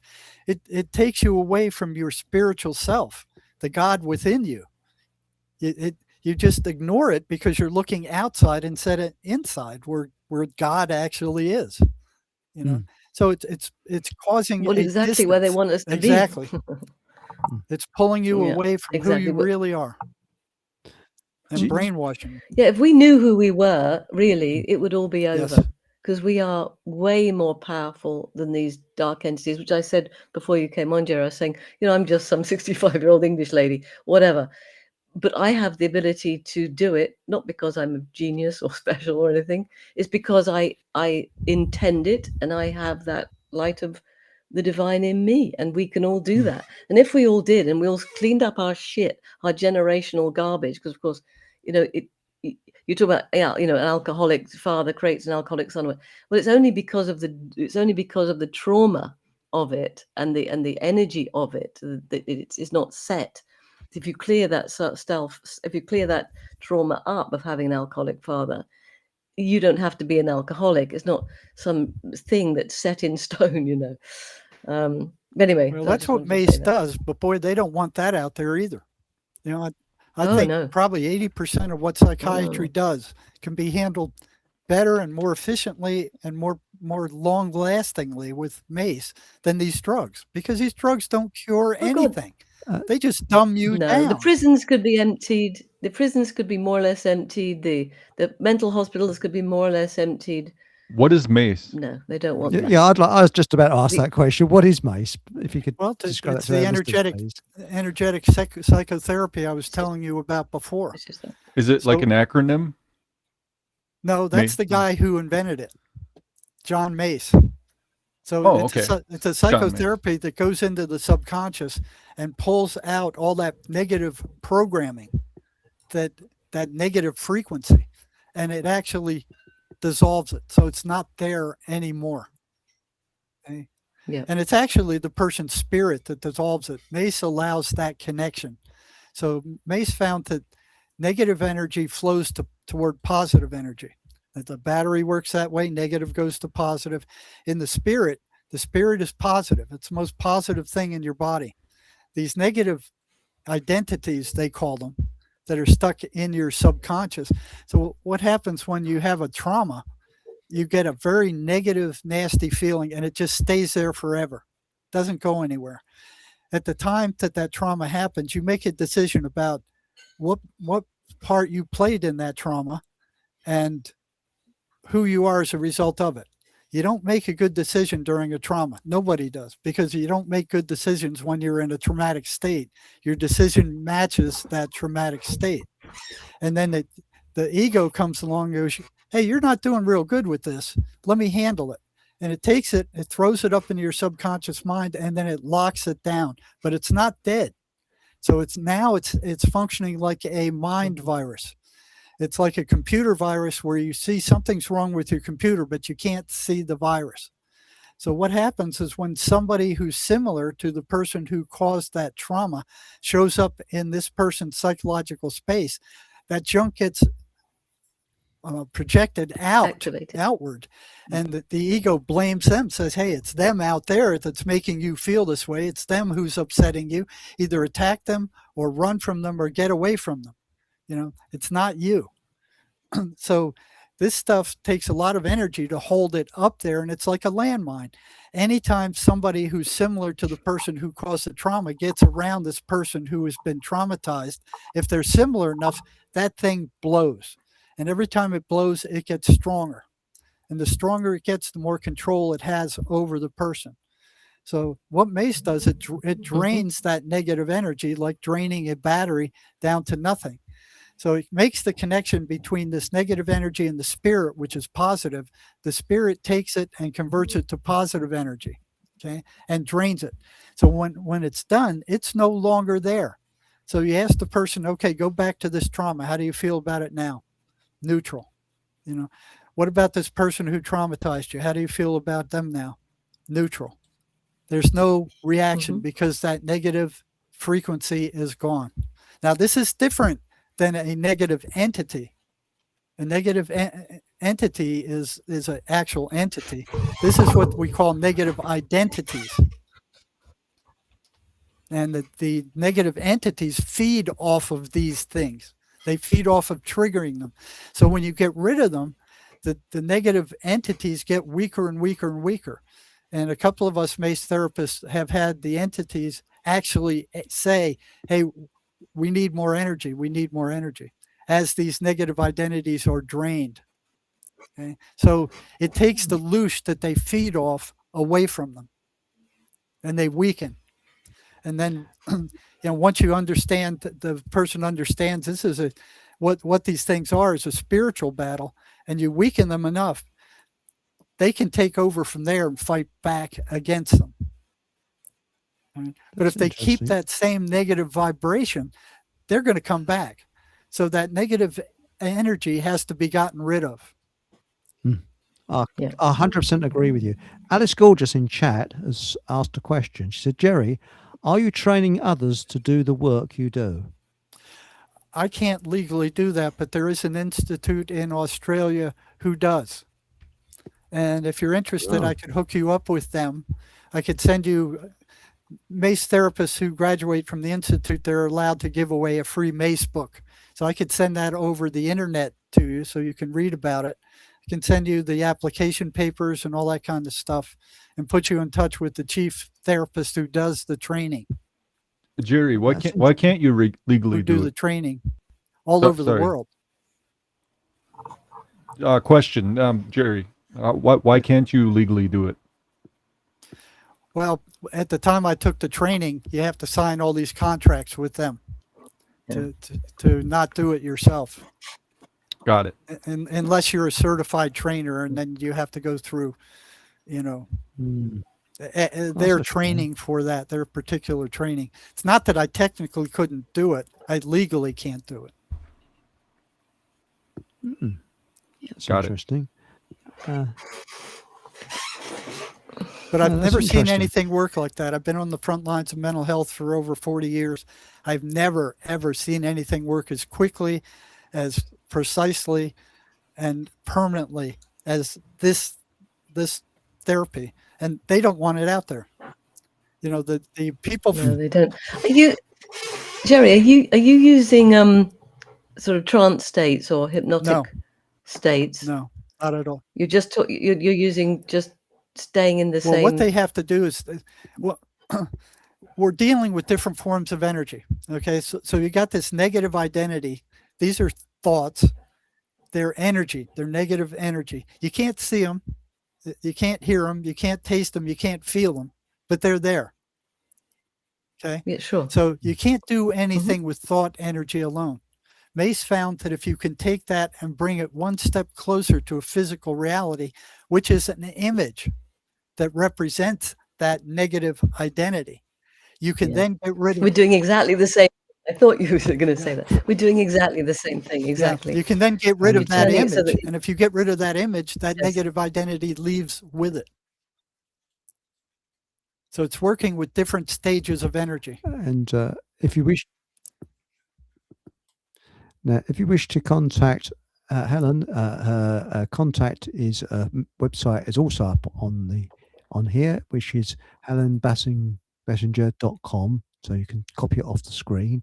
And of course, if you want to contact Jerry, his website is on the screen now. And Jerry Marzinski, I hope I pronounce that right, because I'm English, you see, I can't pronounce things correctly. Yeah, .com. Marzinski. So Marzinski, sorry. It's Polish, I think, isn't it? It sounds Polish. Ukrainian, I think. Ukrainian. Well, it might be That's Polish. That's close. Close enough. My mother was Ukrainian. Yeah, that's cool. That's it, right.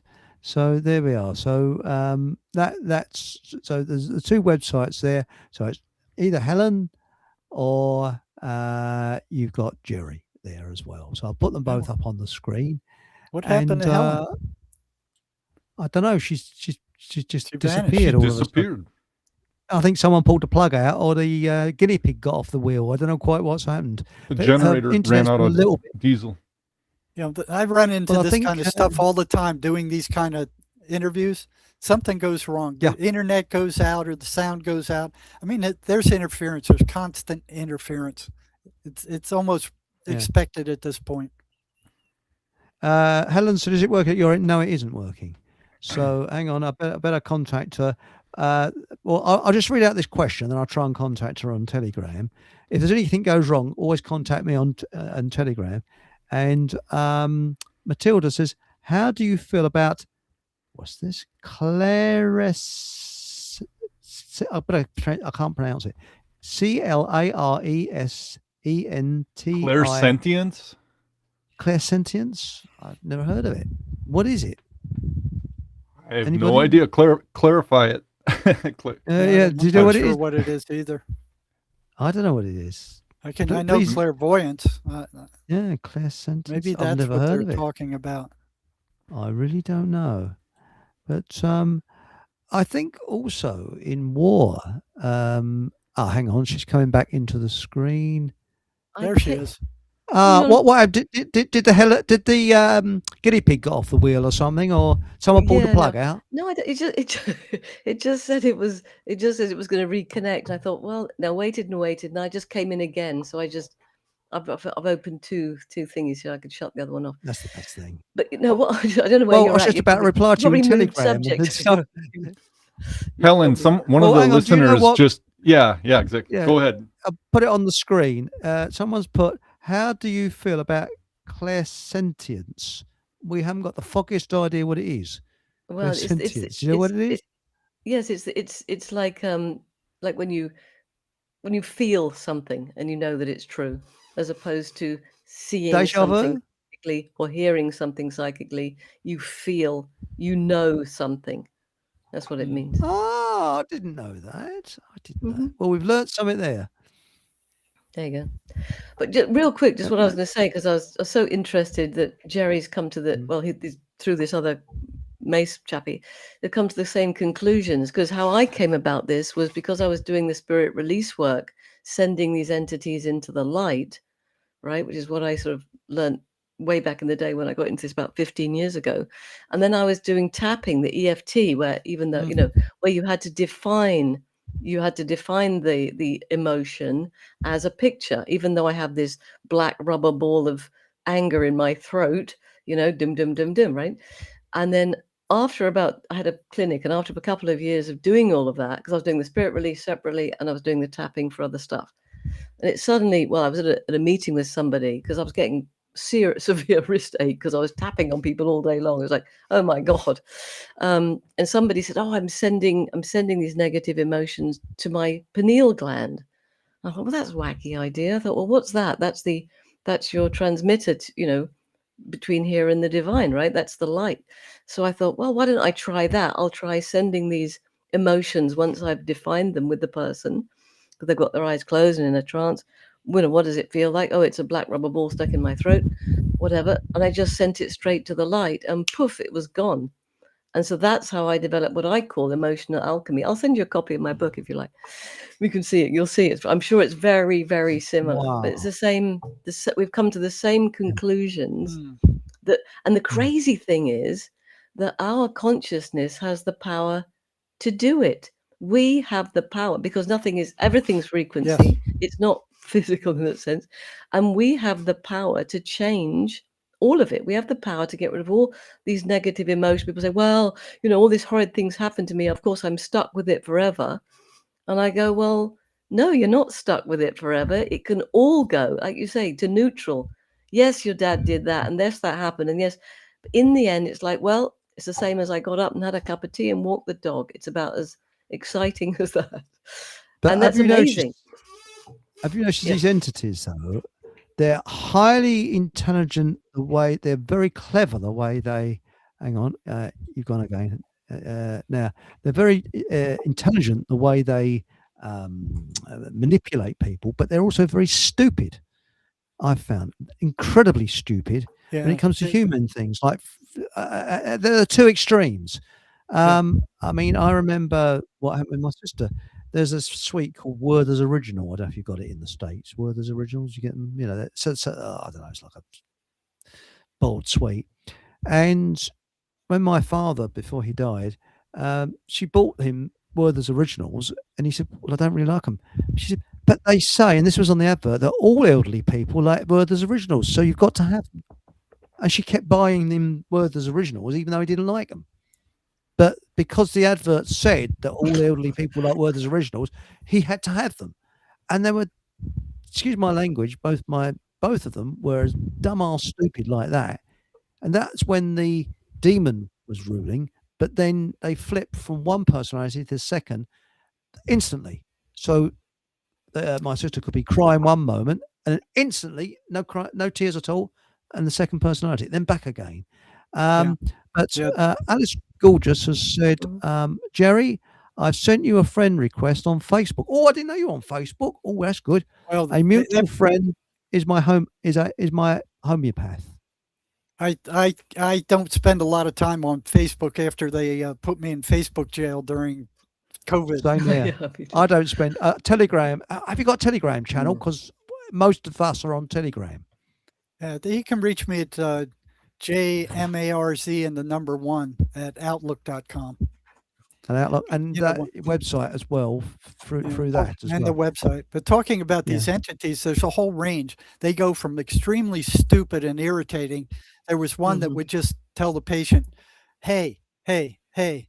And the patient didn't know whether it was talking about hay like cows eat or hay trying to get his attention, all the way up to very sly and devious. That's And it. That's it. Yeah. when I was working with prisoners, they would actually tell them where to get meth when they ran out of meth. They'd say, go to this street at this such and such a time, and somebody with meth who they never Wow. saw before would show up with the meth. Or they would tell them Wow. which houses to rob. I remember one fella, he was bragging to me. He said, I was making tons of money when I was out there robbing houses. And I said, well, if you were doing so good, what are you doing in prison here? And he said, well, there was this one house of a rich person. I knew there was a lot of good stuff in there. They told me not to go there. I went there and I got caught. But there was another one. This guy, he was in San Diego, and the voices were telling him he was whacked out on all kinds of drugs. He had a criminal record as long as my arm, and was using cocaine and all kinds of other drugs. And the voices told him, hey, we know where there's a sesame oil pot field in Oregon. They said, get a what do you call it? A burlap bag, 2 burlap bags and a machete, and we'll show you where it is. So he trusted them, and he took whatever money he had, and they were guiding him all the way from San Diego to Oregon. And then finally he got to this 23-mile dirt road. He went up the dirt road, and the dirt road ended up against a mountain. And he asked the voices, okay, what do I do now? They said, there's a hiking trail off to your left, about 50 yards. Just go over there and take it and follow it up for a few hours. You'll see this field. So he does. He goes up there, takes the 2 burlap bags, takes a machete, and walks up it for, I think, 3 or 4 hours. And then he sees this massive sesame oil pot field in the forest, outside, that's surrounded by this forest out in the middle of nowhere. And he picks up the 2 big burlap bags worth of the sesame oil pot. And then he goes, okay, what do I do with it now? He asked the voices. They said, well, there's a national park down by the Columbia River. We'll show you where it's at. Go sell it there. So he took it down there. He started selling it there. And now he was psychotic when I started working with him. At the time he told me this story, the voices were gone. So he was straight again. We had gotten rid of the voices. So the voices tell him, okay, go to this park. He sells the marijuana at the park, and then he goes out and he buys all the prostitutes he wants, all the drugs and alcohol he wants, and what else? They were fishermen, so he was saying that they wanted him to go fishing.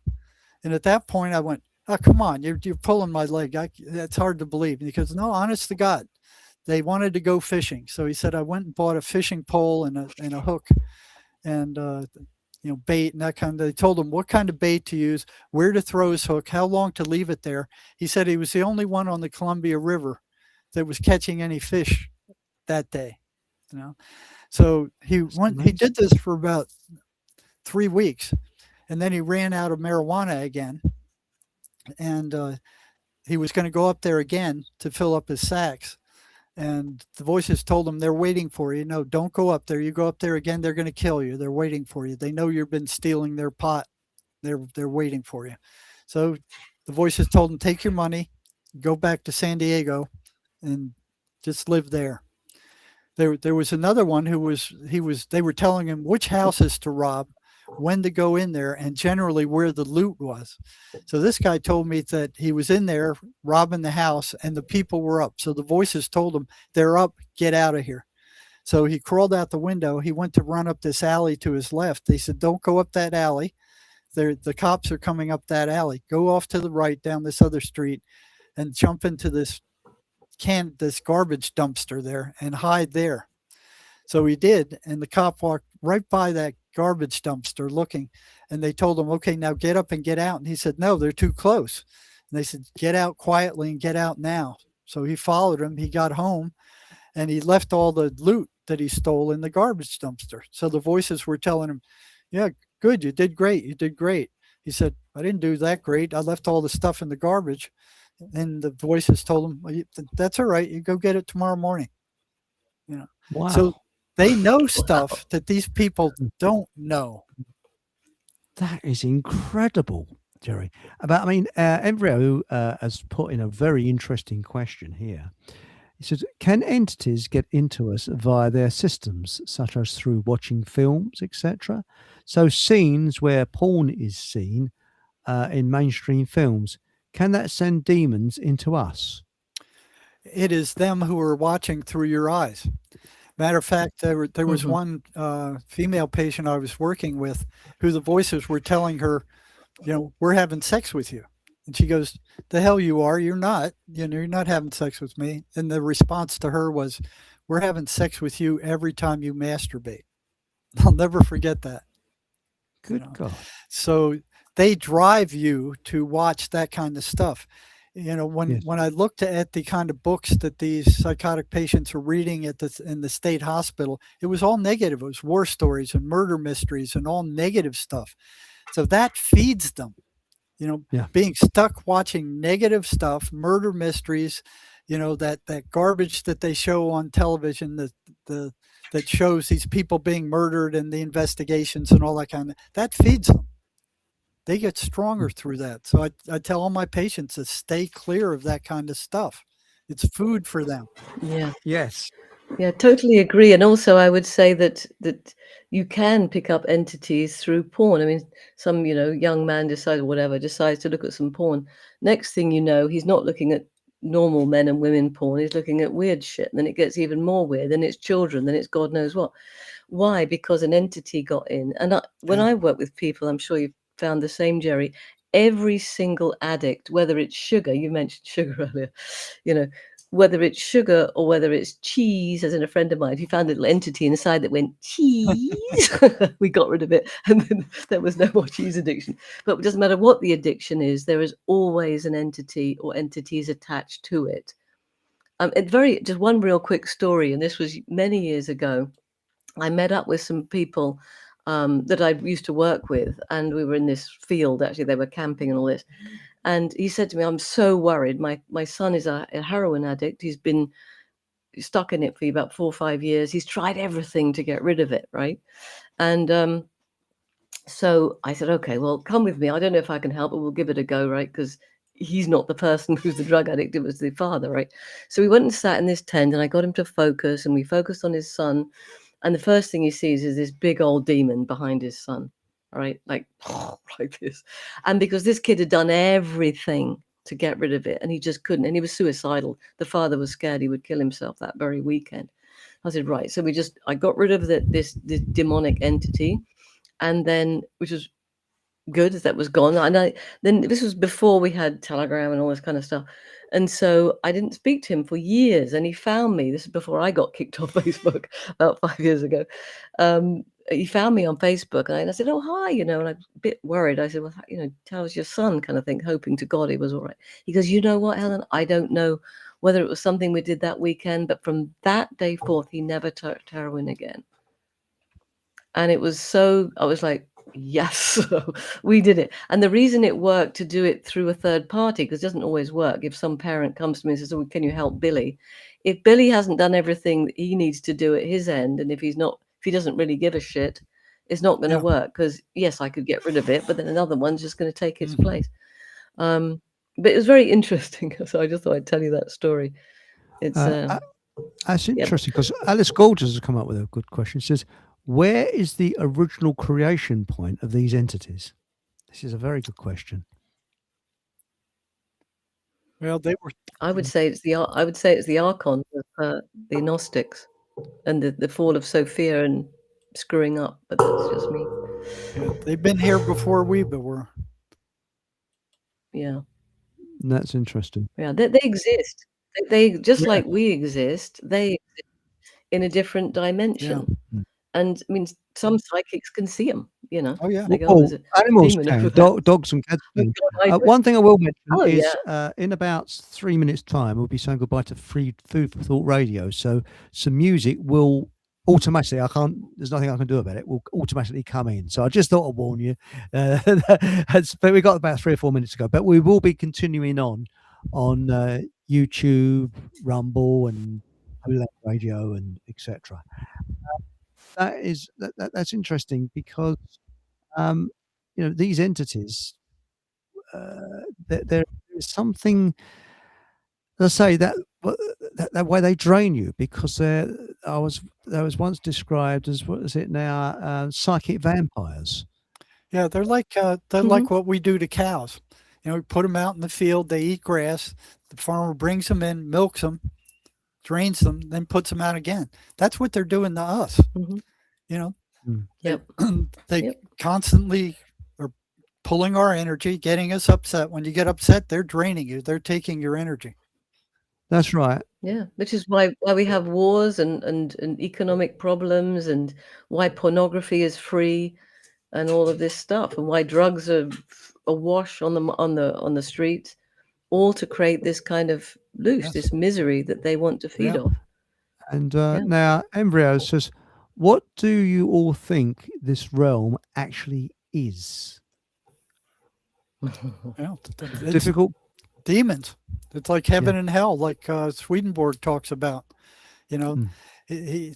Emanuel Swedenborg says basically none of your thoughts are your own. They either come from heaven, hell, or somewhere in between, but you don't have to accept them. Nobody's ever found a thought in anybody's head. They haven't ever done an autopsy and found a thought there.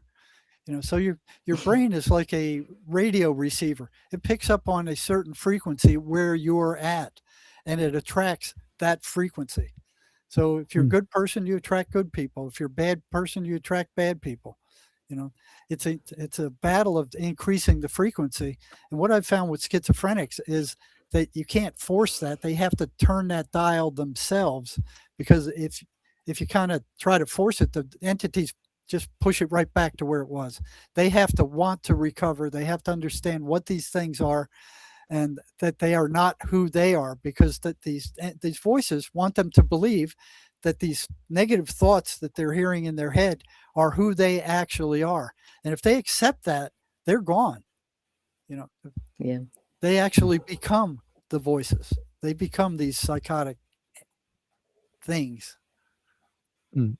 What percentage of these kind of possessed people can you actually get through to that actually understand and actually start to want to get out? And how many are lost? Well, there's some that are just so far out I can't work with.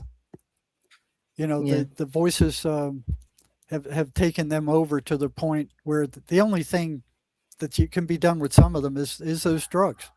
To kind of I've seen. Yeah, they've been hollowed out, haven't they? They've been hollowed out. There's really nothing to work with anymore. It's just the demon. That's right. Yeah. Now, all you can do with the demon at that point is to drug it. But that's not the case for most people. They have to want to recover. They have to understand that these voices are not who they are. Order, sit and leave. Okay. This is the best political satire broadcast in the universe. This is Holylandradio is leaving us, okay? Order! I say to the unknown gentleman, give me this. You are listening to Fockham Hall with Eric von Essex.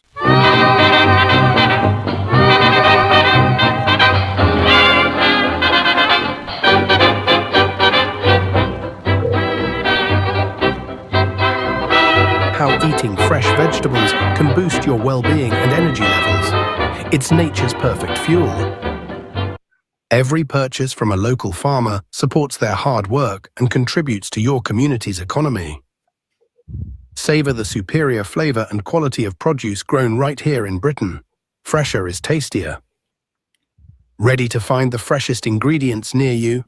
Visit Food Finders Hub to locate your local greengrocer or farmer's market. The Weekend Truth Festival is back for its... Yeah, thank you. What on earth is going on? I don't know. There's something going on. Gone tits up, as you say. Yes. Right, I'll try and get it. Yes. Well, it's gone, hasn't it? Thanks, mate. Did you switch it off, Patrick? Because I was just about to reach out. No. It must have gone off automatically. Yeah. But we just said goodbye to Food for Thought Radio. What was happening there? Probably the demons have got into it. Snafu. Yeah. Right. Right. Yeah, it's one going over the other one. But normally we have an advert for manure come on, but that didn't come on. No, not manure. Was it compost? That's it. That's what compost, as you say in America. Now, I'm going to continue on with Holylandradio, but I'm going to bow out here. Okay. So, Patrick, thank you very much for having me, and it's nice meeting both of you. You're more than welcome. Helen and Jerry. Yeah. Take care. Yes, Yep. thank you. God bless. Thank you. To you, Patrick, thanks. Now, Embryo says, I also believe that we should communicate via telepathy and that the spoken word is new to us. Any thoughts? Well, you're always communicating that way, but it's not taken that way. I mean, I'm sure everybody's got, they think about somebody and then that person calls them, you know, so it's out there, you know, but it's not real clear. It's not really accepted. I mean, you look at animals, they can feel. I remember one time this upset lady kind of came around and the dog, the dog just went nuts, just, you know, the vibrations of her. So yeah, there's people who feel that stuff. I mean, that communication is constantly going on, but it's not like clear. Yeah, I mean, apparently when we were first ever created, but I think we've been genetically modified numerous times, but I think in the beginning we probably were using telepathy, and that whole sort of you know, was it the Tower of Babel? Was it the Tower of Babel where all of a sudden there was one language, and then all of a sudden, which is basically telepathy, I guess. Then the entities, the archons that run this realm, set up all these different languages to keep us divided and separated. And so I think it's quite possible back in thousands of years ago, it probably was like that, you know. And I think that language is a great way of dividing people, and it means you can lie. You see, if you're the demonic forces, you got to be able to lie. And so, you know, if it's telepathy, it's very difficult to lie. Whereas when you say words and you smile like a good old psychopath and you tell your bullshit, and people believe it. Well, that's one of the traits, these psychotic voices that people hear, that schizophrenics hear. They're consummate liars. You can't believe anything they say. They lie about everything. All they want you to do is believe whatever crap they're putting out that will get you upset. You know? Oh, that's it. That's spot on. That is. Sorry, carry on, Helen. Yeah, literally only just 2 days ago, which is funny. I actually had my client who was my first actual certified schizophrenic. Well, his mother contacted me and I spoke with him. He's about 50 something, but he was. What was I telling you this? Oh shoot, I forgot what I was going to say. Well, because he said something to me. Oh, that lying. That's right. And so, well, basically, they told him that. Well, what they did is before I got with him, he said they all left. They all left yesterday. Right? They all left yesterday. I said, oh, why is that? Because I was meeting with him. He goes, maybe, but they've all left. He goes, I said, how do you know that? Because they're telling you that he said, no, they've all gone, right? And then I said, and then he goes, but we can't get rid of them. He goes, because if we get rid of them, I'll die. I'll die if we get rid of them. I go, no, they're lying. That's a big fat lie. That's not true. You'll be alive for the first time in 40 years is what's going to happen. But yes, they are consummate liars. Yeah, I remember one time I was what they say. I was working a psych crisis in one of the large hospitals here in Tucson, and I came in from work, and here was this one gal who was a psych patient laying in one of the beds, you know, and I noticed her. I went and I got my assignments from the psych nurse, and she was one of them. So I got to talking to her, and she said, as soon as you walked in that door, the voices said, stay away from him. He's dangerous. Mm-hmm. Yeah. Wow. Have you ever had anything try to attack you personally, though? I mean, I've had trying to attack me and my father. I mean, yeah, I remember what I was doing is as I was coming up with this list of patterns that the voices were running. So I couldn't do this when I was working at the hospitals, because at the state hospital, I was working at Central State, which at that time had like 10,000 patients. It was one of the biggest state hospitals on the planet. There was every kind of mental illness there that you can imagine. And none of those people were the least bit interested in what these voices were telling these patients. You know, so I started asking the patients, what are they telling you? And it was all, all this stuff started coming out. The first one was they were consistently negative. Second one, they're anti-religious. The third one was they were draining them. There's 23 patterns. You can see them all on my website. Jerry, sorry to cut in there, but your mic is thumping. I don't know quite what's happening. I don't know whether it's that's okay, because we're getting it further away. That's better. I'm sorry, Matt. I'm sorry to get cut in. And Okay. I'll put your website up on the screen again, and I'll also put Helen's as well in a few moments' time. So what I did is started experimenting with what would happen if I started interfering with these patterns. And when I was working in the psychology department of the state prison, I had a group of prisoners who were all schizophrenics, who had agreed to tell me in real time what the voices were telling them while I was working with them in my office. Right? So all these patterns started emerging. And then I went, well, I wonder what would happen if I started interfering with those patterns. So I would give them homework that would interfere with those patterns. Right? And one by one, they started coming back and telling me, the voices don't like you. They don't like what you're doing. They don't want us coming here. It was one after another after another. But, I didn't stop. And then one day, one of them came to my door, and I didn't put a pass out for him, so I don't know how he got into the medical unit. He knocks at my door, and he says, the voices want to talk to you. And I said, they want to talk to me personally? He said, yeah, they want to talk to you personally. That had never happened before in 20 years prior. It was always the patient would interpret what the voices were telling and would tell me, and I'd tell the patient would pass whatever message I had to the voices. So he said, no, they want to talk to you personally. And I said, okay, come on in, and close the door, shut the door. And I said, well, what do they got to say? These words came out of his mouth. You have no right to interfere with our way of life. Wow. It was at that point my head went bam, because I was still denying that they were demons. I mean, I didn't want to believe that they were demons. I thought they were something to do with the subconscious. When that happened, it was like boom. And then I was just like stunned, and I said, well, tell them something. And I didn't even get whatever it was out. He said, I don't need to tell them anything. They can see you. They can hear you. And I didn't know that either. I thought it had to be interpreted through the patient. So my mind just blew at that point. And it was like, and I sat there for the rest of that day staring out the window going, these are demons. These are entities, and there's nobody I could talk to. I couldn't talk to other psych staff. I couldn't talk to my wife. She was going, you shouldn't be picking through the heads of psychotics in the first place. Stop it. And so I kept doing it. And then I ran into a book called The Voice of Knowledge by Miguel Ruiz, who's a South American shaman. And he was talking about these things and how they were energy parasites.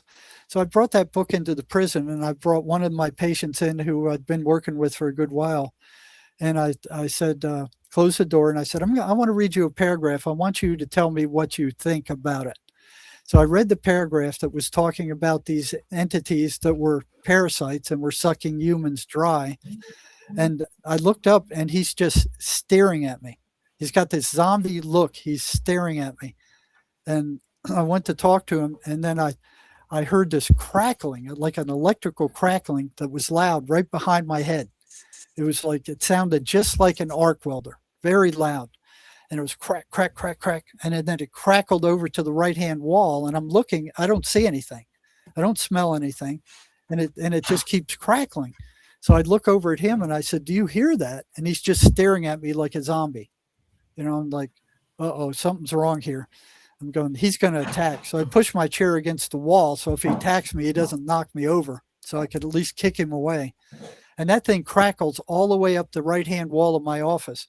This went on for like minutes. It wasn't just a few seconds where you could explain it away.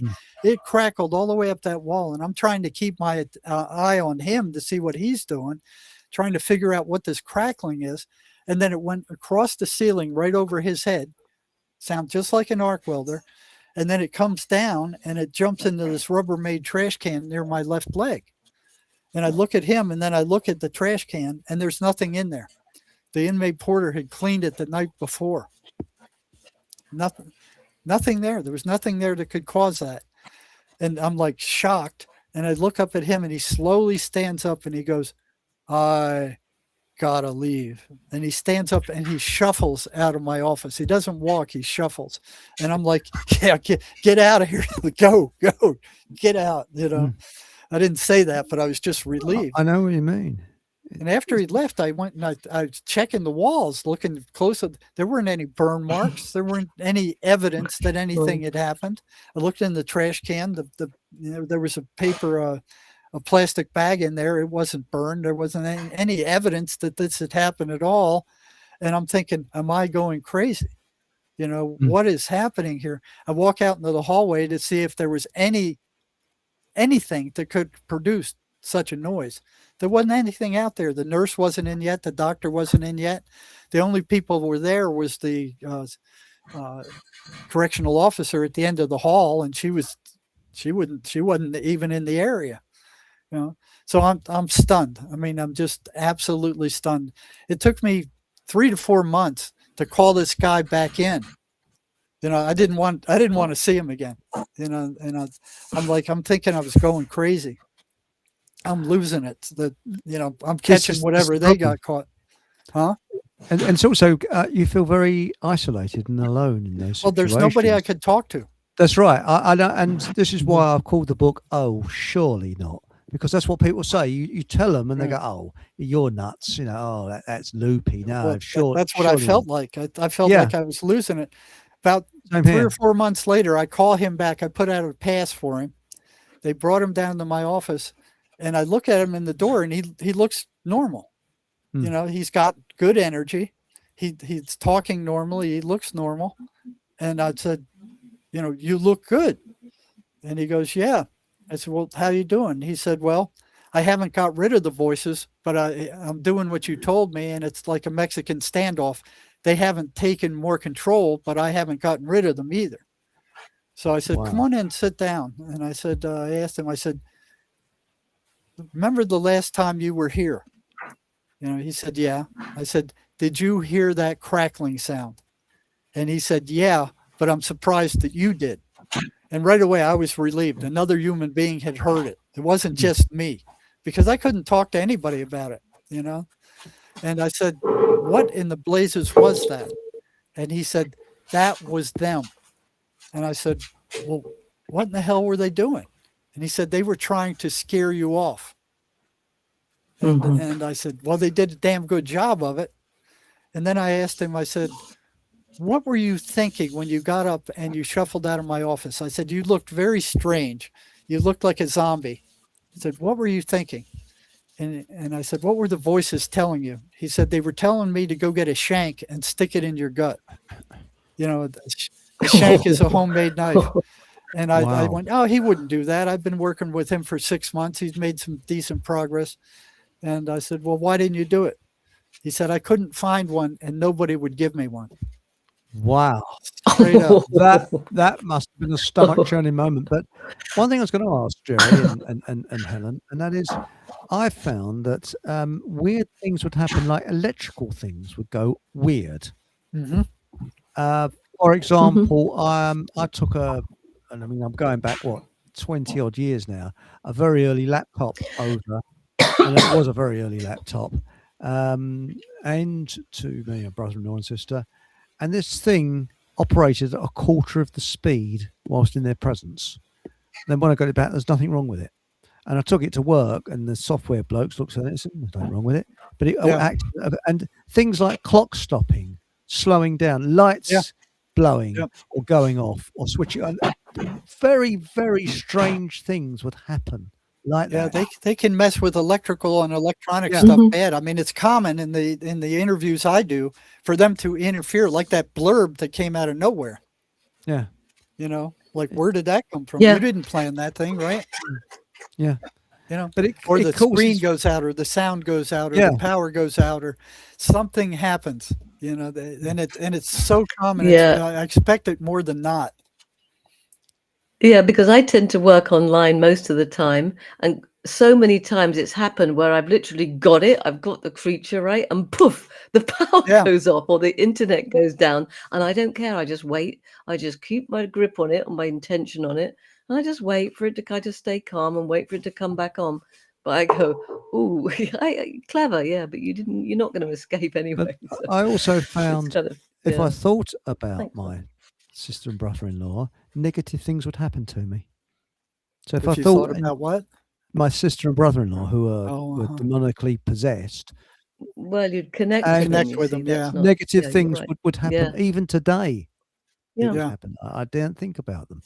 In it, They cord to you, like psychopaths and all mm, these kind of crazy people. The entity cords to the people around mm, it, and so it's very important that because I work a lot with people that have come out of relationships with psychopaths. With psychopath basically is a demon possessed person, of a certain kind, and and you invariably find that there's at least one cord, if not multiple cords, going from usually like the solar plexus, or it could be from the head, or it could be different parts of the different, um, parts of the body, but they've always connected. So until I've cut say that's a wife of a psychopath, whatever, and she hasn't seen him for 3 years, and she's still like tormented by the relationship and whatever. I clear up all the negative emotions, and it's every single one, of course, because they like to have chips on Sunday and chicken on Friday, so they like to have a little bit of each emotion. But then at the end, what I'm doing is I'm cutting the cord, and they'll see it, they'll feel it. We cut it, Yep. pull it out, and that makes all the difference. But what's funny, when I do it, I warn them, I say, be warned. I said, because in the next 24 hours, you might hear from them, because suddenly they've lost that last little mm. supply of food, and they're on the phone, or they're sending a text, or they're going, oh, I'll never do it again, or some bullshit, right? They're trying to reconnect with you. And so I warn them, make sure that you don't connect, and don't think about them. Tell your mind to think about something else. Mm. Don't give them any scrap of your attention, because that's what they want. They want to Yep. steal bits of energy off you in every which way they I can. run into the same things. When they Cheers. start losing ground, they get more and more boisterous and more nasty. Yeah. Now this is Yeah. interesting. Blue Ray has come up. Oh, they get hungry, don't Yeah. they? Well, that's they get right. hungry. They're desperate. But Blue Ray has come up with an interesting one, and says, does Helen or Jerry think that narcissists and severe avoidance have entity attachments? Yes. Yeah, I do. Yeah, I think I do. Definitely. And I mean, what got me was the amount of energy that they put into negativity. For example, at my late father's funeral, my sister, the hate in her for me is absolutely unbelievable. And she has a hatred for sort of, and it's not her, it is the entity that's within her has put this hatred into her. And do you find that there's enormous hate energy in these people? My brother-in-law is the same. He's got this hate energy where he hates people and hates things, using hate all the time. Demons, that's the demonic energy. Mm. It's hate and fear and all the negative stuff, is for Yeah, I sure. remember there was one day I was working at one of the hospitals in Tucson, and it was Christmas Eve, and I was the only psych on duty in the emergency room that night, and it was pretty quiet. And this one guy comes in and he's shaking like a leaf. He just couldn't stop shaking. So I get around to doing an evaluation on him, bring him in the office, and ask him, well, what's going on? And he says, I've been injecting meth for 10 years. When I heard that, I went, what? You should have been dead, 5-6 years ago. Years ago. So all of a sudden it piqued my interest. I'm like, why is this guy still alive? So I started asking him about the shadow people. The meth people see shadow people. They're 3-dimensional shadows that often look like human in form. And if they see their eyes, the eyes are either red or green. I found that out working with prisoners. So if they see the eyes, they're in much worse shape than the ones who haven't seen the eyes. So I asked this guy, have you seen their eyes? And he goes, yeah, I saw their eyes. And I asked him, well, what color they were? He said red. Okay. So if they say any other color, something's wrong. It's usually either red or lime green. Yeah. So I said, have you seen the shadow people? And he goes, yeah. And this guy, I just, out of thin air, I'm going, have they ever talked to you? Because they never talk. They haven't spoken to, I've talked to hundreds of meth addicts, and they never spoke anything to them. They just show up and they stand there and scare them, but they don't say anything. And I'm thinking, if anybody heard them, this guy did. So I said, have they ever spoken to you? He said, oh yeah, they spoke to me. I said, well, what did they say? And he said, they told me to go jump in front of a truck and I wouldn't get hurt. And I went to ask him another question, and his eyes turned black and he stopped shaking. He was uncontrollably shaking. He sat there just stark still. His eyes turned black, and there was this unbelievable hatred that poured out of those eyes. I've never felt such hatred in my entire life ever from anybody, even working with these psychotic patients. It was like this deep, dark hatred just went on forever. That's right. That's right. And it's not necessarily to you. I mean, with my sister, it's just this hatred within her. It was to It wasn't him. directed, but Billy Silver in chat has said these entities that can't succeed in interrupting your attentions during the day seem to gain access during sleep, steering your attention. And that's an interesting one. They induce nightmares. They induce nightmares. They don't want the person to sleep. They want them weakened, so they stop them from sleeping. They're in their ears all the time. They can't sleep. They want them weakened so they can't fight back against them. All right. Yeah. So they come at usually 3 o'clock in the morning. They instill nightmares. As soon as they wake up, the voices are on them again. They don't want them to sleep. Yeah. And there's also the thing where the entity comes in. I call them the sort of like the thief in the night, where they would come in and suddenly just, you what do they call that? I forget. What's the word where you have a there's a special name for it, where you suddenly wake up and you're in this, you're paralyzed with fear. Oh yeah. What are they, not nightmares. It's another word. What you mean? I know what you're talking. Sleep apnea? Sleep apnea? No. No. That's when you can't breathe. It's sleep something, I think. Anyway, whatever it is. So they could have paralysis. Sleep paralysis. So I get it. I imagine, because it's happened to me when I was a lot younger, that the entity sort of is passing over and thinks, oh, there's a tasty morsel, comes onto you, fills you with this absolute terror and paralyzes you. And in that moment, you give off this great rush of terror. Yeah. And, if you've got any sense, you're going to call up Jesus Christ or something, or, and you're going to force all your energy to get it off.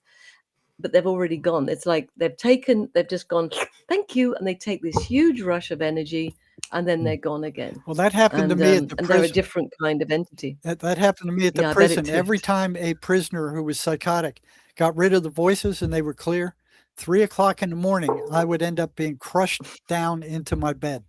My whole body being crushed down. And like you said, I prayed like, I prayed my butt off. But it happened every single time. Yeah. What about being asleep, knowing you're asleep and not being able to wake up? Sorry, I didn't mean to talk across you, Helen, but have you ever had that? Well, it's the same thing, asleep, I think. If you're scared, you're terrified because you can't wake up. That's their food. That's it. That's that thing. Yeah, that's the thing we're talking about. Yes. Now, Embryo says, are dreams linked to demons or to the world of good? That's an interesting Depends one. on the dream, I guess. Yeah, if it's a bad dream, it's a nightmare. That they're putting those in there. Well, that's How I that see one. it is there's the astral realm, and it's the same if you do OBEs, if you do out of body work and stuff like that, or you take LSD or whatever, some kind of hallucinogenic so-called, you can go through that realm, that lower fourth dimensional realm, or that lower astral realm where they live. And so when you're dreaming and you go into the astral, for whatever reason, whether it's because you have some negative stuff going on with you or whatever, you can get stuck there, and then you can have really horrible nightmares, or you could go up and have a beautiful dream about gorgeous things, in a different realm, in a different That was frequency. the most terrifying experience I've ever had. Being in a dream, know you're dreaming and you can't get out of it, and you're trying to wake up, No, well, desperately trying to wake up. That is, well, I've only had it once, and that was enough. Blue Ray said, I spoke to a woman I see hill walking sometimes. She told me she hears a growling in her house. What would that be? That would be them. Yes. Yeah. Yes. She's got a problem in her house. She needs to get someone to come and clear the house. Get rid of that thing. Get it. Yeah. Put salt on each corner. That's a way of holding it back in many ways. But I'm no expert on it. Well, yeah, but they probably need a bit more than that. That thing sounds a bit entrenched. It's growling. It's nasty. Get someone to help. Yeah, that's Now, not good. She should get rid of that. I think we've already answered this, but I'll say it anyway. It says, Ambrose says, do positive affirmations and prayers help get rid of demons? Well, I think the positive affirmations, I don't think do much, but the prayers do. I mean, I had one of the psychiatric patients come to me, and he said, I was praying the 23rd Psalm last night, and he said the voices reacted like worms thrown on a hot frying pan. So I started handing out the 23rd Psalm to all my other psychiatric patients who were hearing voices. They all reported something similar. The voices absolutely hated it. They made them lose it. They made them forget to repeat it. Can you say? Yeah, can you say it? Is that the one? Even though I walk through the valley of death, that's is that the one. Or a different one? Yeah, it is. It's so powerful. Yeah, they hate it. They can't stand it. Even though I walk through the valley of death, I Fear will no fear evil. no evil. For thou art And with that- And you just, because that fearlessness gives up. If you are, this is the thing. If we all became fearless, there's really fuck all they can do. Really, you can just go, oh, shut up, and they're going or something. Right. And I can imagine walking through hell, and they just back off, and they do. And that's the thing we need to realize, is that we have the power to change all of this crap. And you look at all the 'Cause stuff we just, coming in we've been from the television. It's all negative. It's all fear oriented. There's going to be a stock market crash. You're going to lose all your money. The Chinese are attacking. I mean, it's all negative, fearful stuff. I know the virus is going to get you any minute. Oh, that's right. But the 23rd Psalm, isn't that really strange that when my father went in, because he was on the first assault waves on D-Day, that's what he had. He couldn't get it out of his mind. 21st Psalm.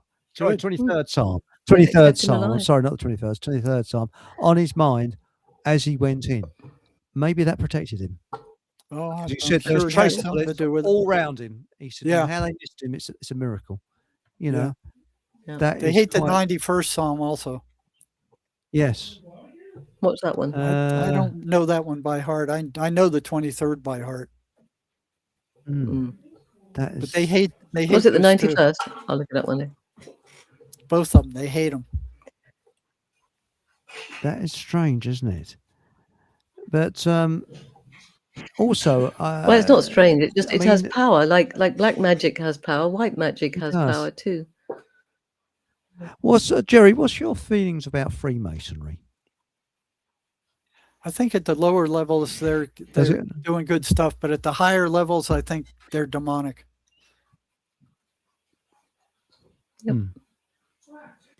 Do you think that they could open portals at the lower levels? Because I think they probably can and don't realize it.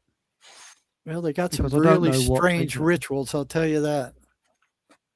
Well, that's the thing. Very odd.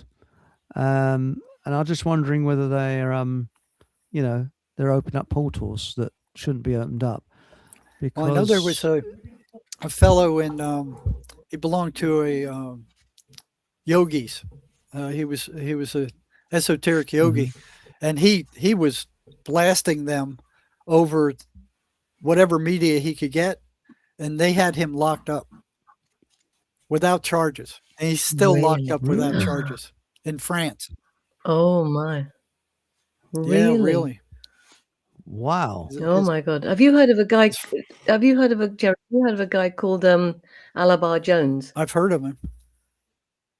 Yeah, you should check him out. He's interesting, but you can find him on YouTube and so on. But he's been doing a lot of destruction, I would say, of the dark forces. And I wonder if it'd be good if he didn't get too famous, because Yeah, they go after. Yeah, They're, they they're don't like going it. They after don't like anybody failure. who's exposing them. Yeah, no, I know. Yes. Yes, it's What best to What do stay you sort of think, though? I slightly under mean, the when radar. But it seems that governments all over the place are demonically possessed. I mean, when you step back, when you look, well, Trump, for example, what's happening with him? I just something I don't know. I mean, in the UK, he's we've probably being seen a slightly controlled different view. by somebody. He's doing a lot of good by exposing a lot of stuff, but there's something that's controlling him. he's making him look like a complete idiot. Yeah, with at the regard to moment. Israel. It's like, I mean, it's like the Israelis have God. some kind of control over him that it's Yeah. unfathomable. Yeah.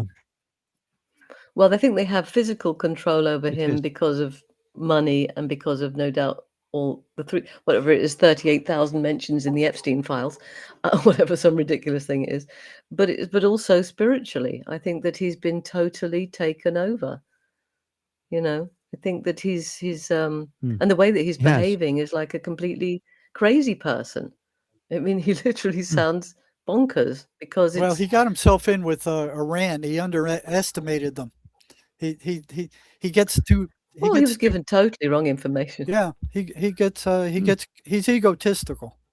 He thought, oh yeah, we got the strongest military in the world. And he's met more than his match with Iran. Oh yeah. Well, it's a spiritual war. I think they're taking the high road. They don't blow up women and children. They don't blow up schools. They don't rape victims. They're taking the high road. Iranians? They only attack military and the Iranians. Oh. Yeah, the Iranians are taking the high Oh road. no, they've killed and about only attacking 30,000 of military their own people who were protesting against them. Yeah, I'm not sure that's even true. I looked into that. I don't even think it's true. I think it was a lot Well, of you go the to small you go to hat Tusi people. News, and he'll actually show you videos of them shooting at the protesters. Yeah, but I still think that was organized by the small hats. To be Well, it honest, could be, but I do. I don't think they it was. showed. I don't think it's representative of those people. They haven't done it since. Put it this way, it's odd. They do it as a the false flag happens, and but they haven't done it since. So I'm not. And again, all governments, as far as I'm concerned, are evil. So, but I just see that they are at least taking they seem to be taking the high road. Let's take a step back here. Could you see, when you look at the lockdown, what happened?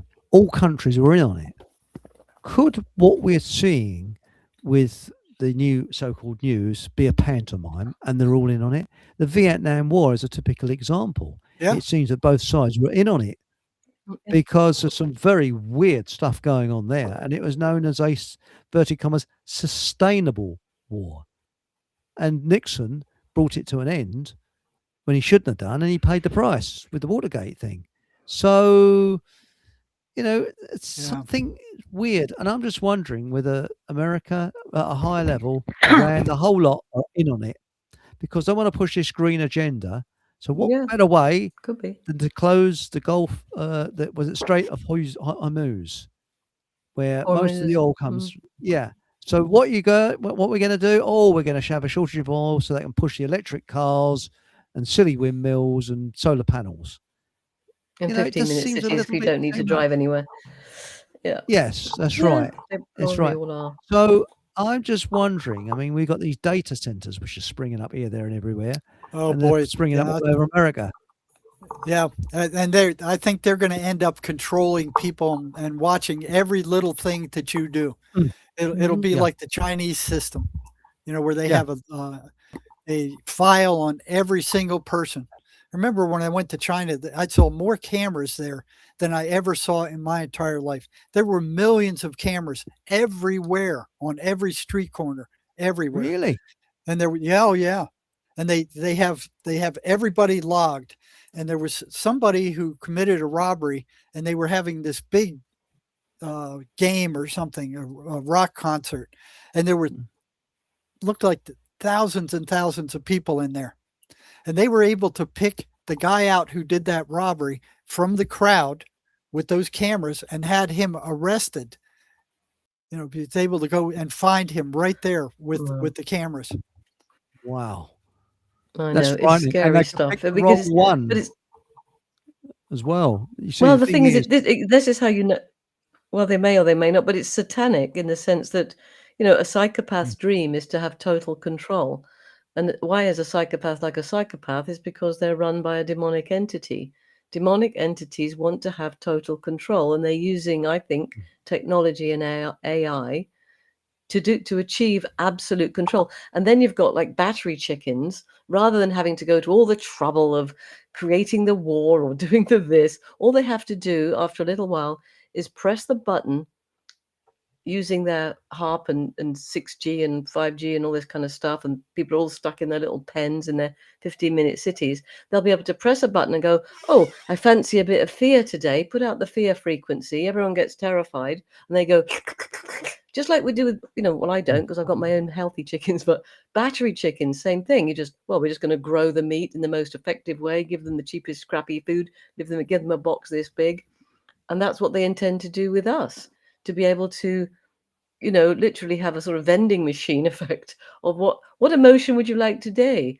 Oh, I'd like some sexual energy, please, or turn everybody into a sort of, sex crazy, or I fancy some misery today. So press the button, the whole town gets sad. The Iraqis, well, not the Iraqis, but the Americans, when they first went into Iraq on the first time that old Senior Bush took his people over there, as they went in, they literally all the Iraqis. Now, Iraqi soldiers are mean bastards, right? They're not scared. They're not scared, right? They are male, testosterone-filled warriors. As they went in, these guys just sort of wet their pants and ran home to mummy, because they put in the front of the lines. They had the frequency machines putting out this two things. One was the frequency of terror, and the other one was the voice of God. Technology that you were talking about, where Allah came and said, this is Allah, you need to go home now, or some bullshit. And using those two things, they literally dispersed the entire army, and they just walked straight through and stole all the stuff they wanted to steal from the museums, and blah, blah, blah. Rest is history. But that's what they want to do with all of us, is to control every aspect of our life. And can you imagine the poor Chinese? Yeah. There's millions and millions, hundreds of millions now sleeping on the street, because they're not allowed to, can't rent anywhere, they can't have a job, they can't have a car, they can't have anything, because their credit score went below their a certain social level, service score, because they had an opinion. Their social service rating. Yeah, they cut off your money, they cut off your credit, they cut off everything. Yeah, you're nothing. And there's people now, there's young people, all ages, all just sleeping on the street, still wearing fairly decent clothes, because if it just happened recently. Oh, it's terrible. It's just but the amount of loosh is being created is off the charts. It's all negative energy. I mean, Jerry, have you ever come to Britain? Do you come to Britain at all? Or? Yeah. I've been there a couple of times. And I guess have you noticed the change every time you come here? Because it's changed phenomenally over the last 10 years, at least. It's not the Britain that I used to know. Oh yeah, it's not the same place that I was. It's very different from what I actually saw when I was there. It's very different from what I'm seeing on TV right now. Starmer and all that craziness. I don't even want to go back. Yeah, I don't even want to go back. I mean, what part of Britain did you come to? I mean, did you fly into Heathrow, or did you go to? Yeah, I remember flying into Heathrow. It was the worst airport that I've ever been in my life. It doesn't surprise me, really. Yeah, it was bad. And we went up to up north to Scotland. Spent some time in Scotland. I like Scotland. Scotland was nice, but London, God, Dumb. I couldn't. I just took the rental car and I just drove on whatever street would get me out of London, just to get out Oh, of it's there. awful. I hate the place. It was nuts. I Yeah. And detest talking London. of demons, I mean, the rapes in England now are through the charts. Of all this talk about, immigrants and so on. Mm. It's beside the point, but what they have imported is a whole bunch of people that are possessed. And these possessed people, because that's what possessed people like to do, because the demons love it, are going around raping and stabbing and murdering. And so the crime rate in England is just off the charts, Mm. and it's nothing to do with, okay, you can say color of skin or whatever, but the fact is they've taken on these people that have got an IQ of 70-ish, maybe, if they're lucky, Mm. and they're most of them are possessed. Right. I just saw something this morning, it blew my mind. 85% of all child grooming, when they're grooming children and raping them and so on, it's 85% Pakistani men.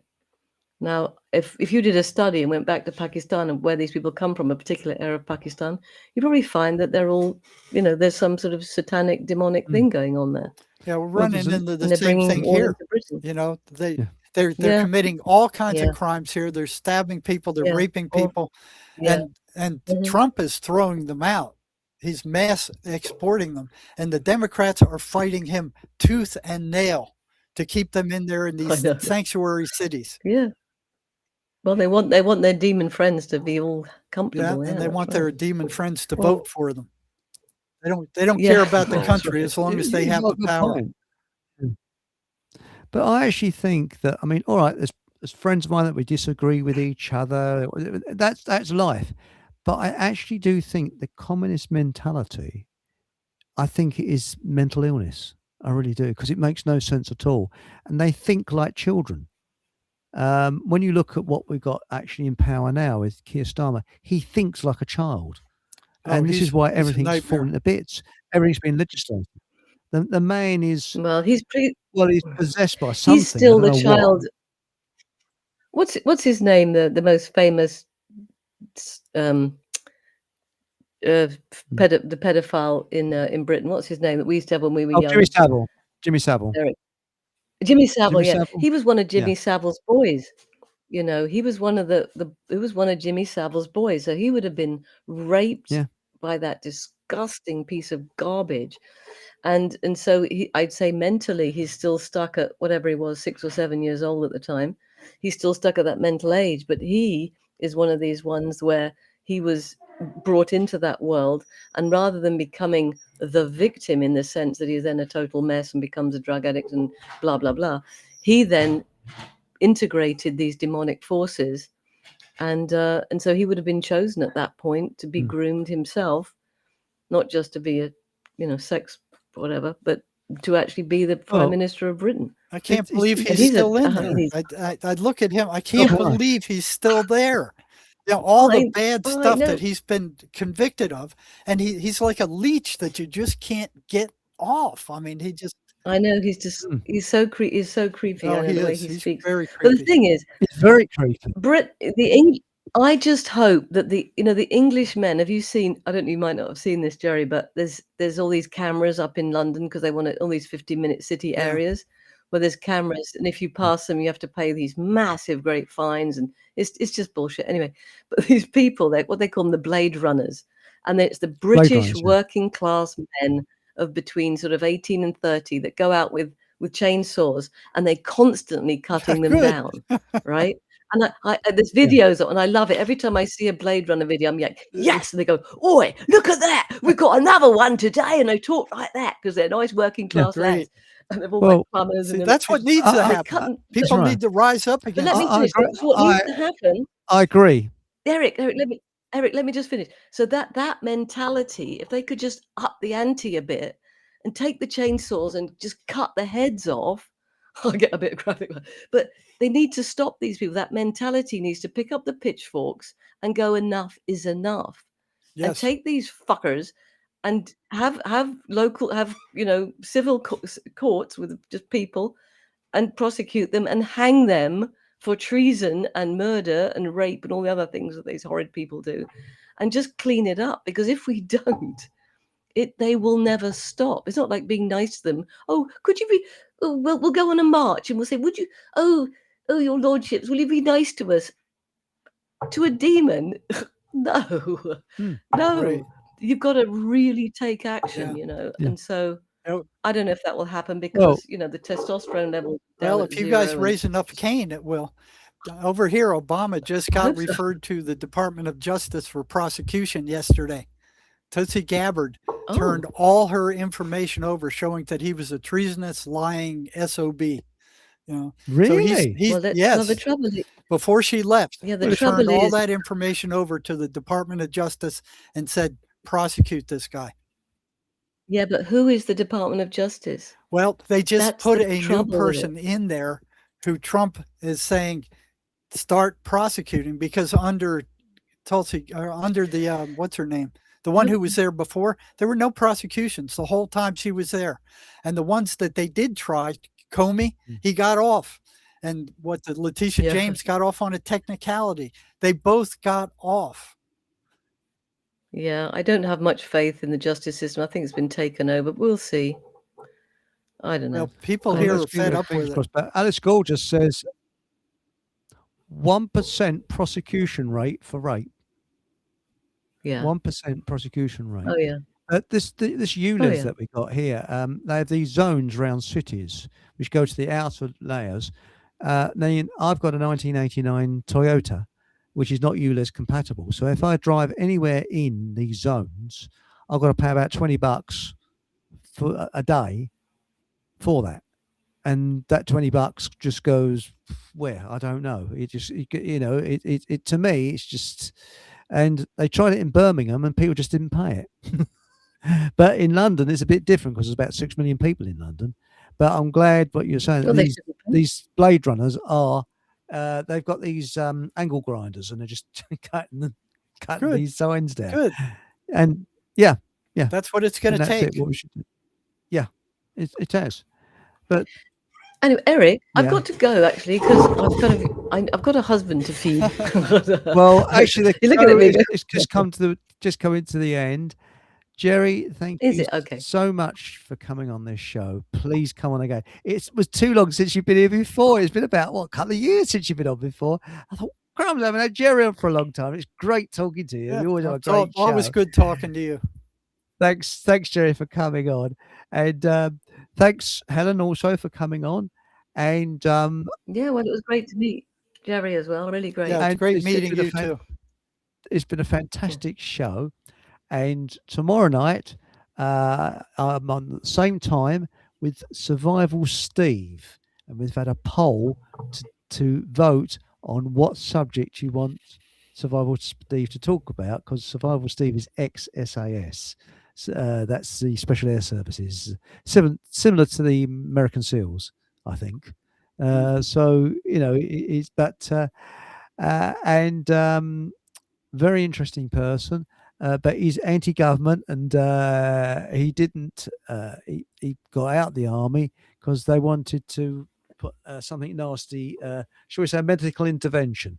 We all was offered, but a lot of us didn't take, and he didn't take it either. But and that was evil as well, the COVID thing. Oh yeah. But yeah, Oh my God. that Yeah. was. But anyway, thank you very much for coming on, and join us tomorrow night, let's say, with Survival Steve. And remember to please subscribe, put the old thumbs up, and whatever happens, have a laugh. Good night, Jerry. Good night, All right.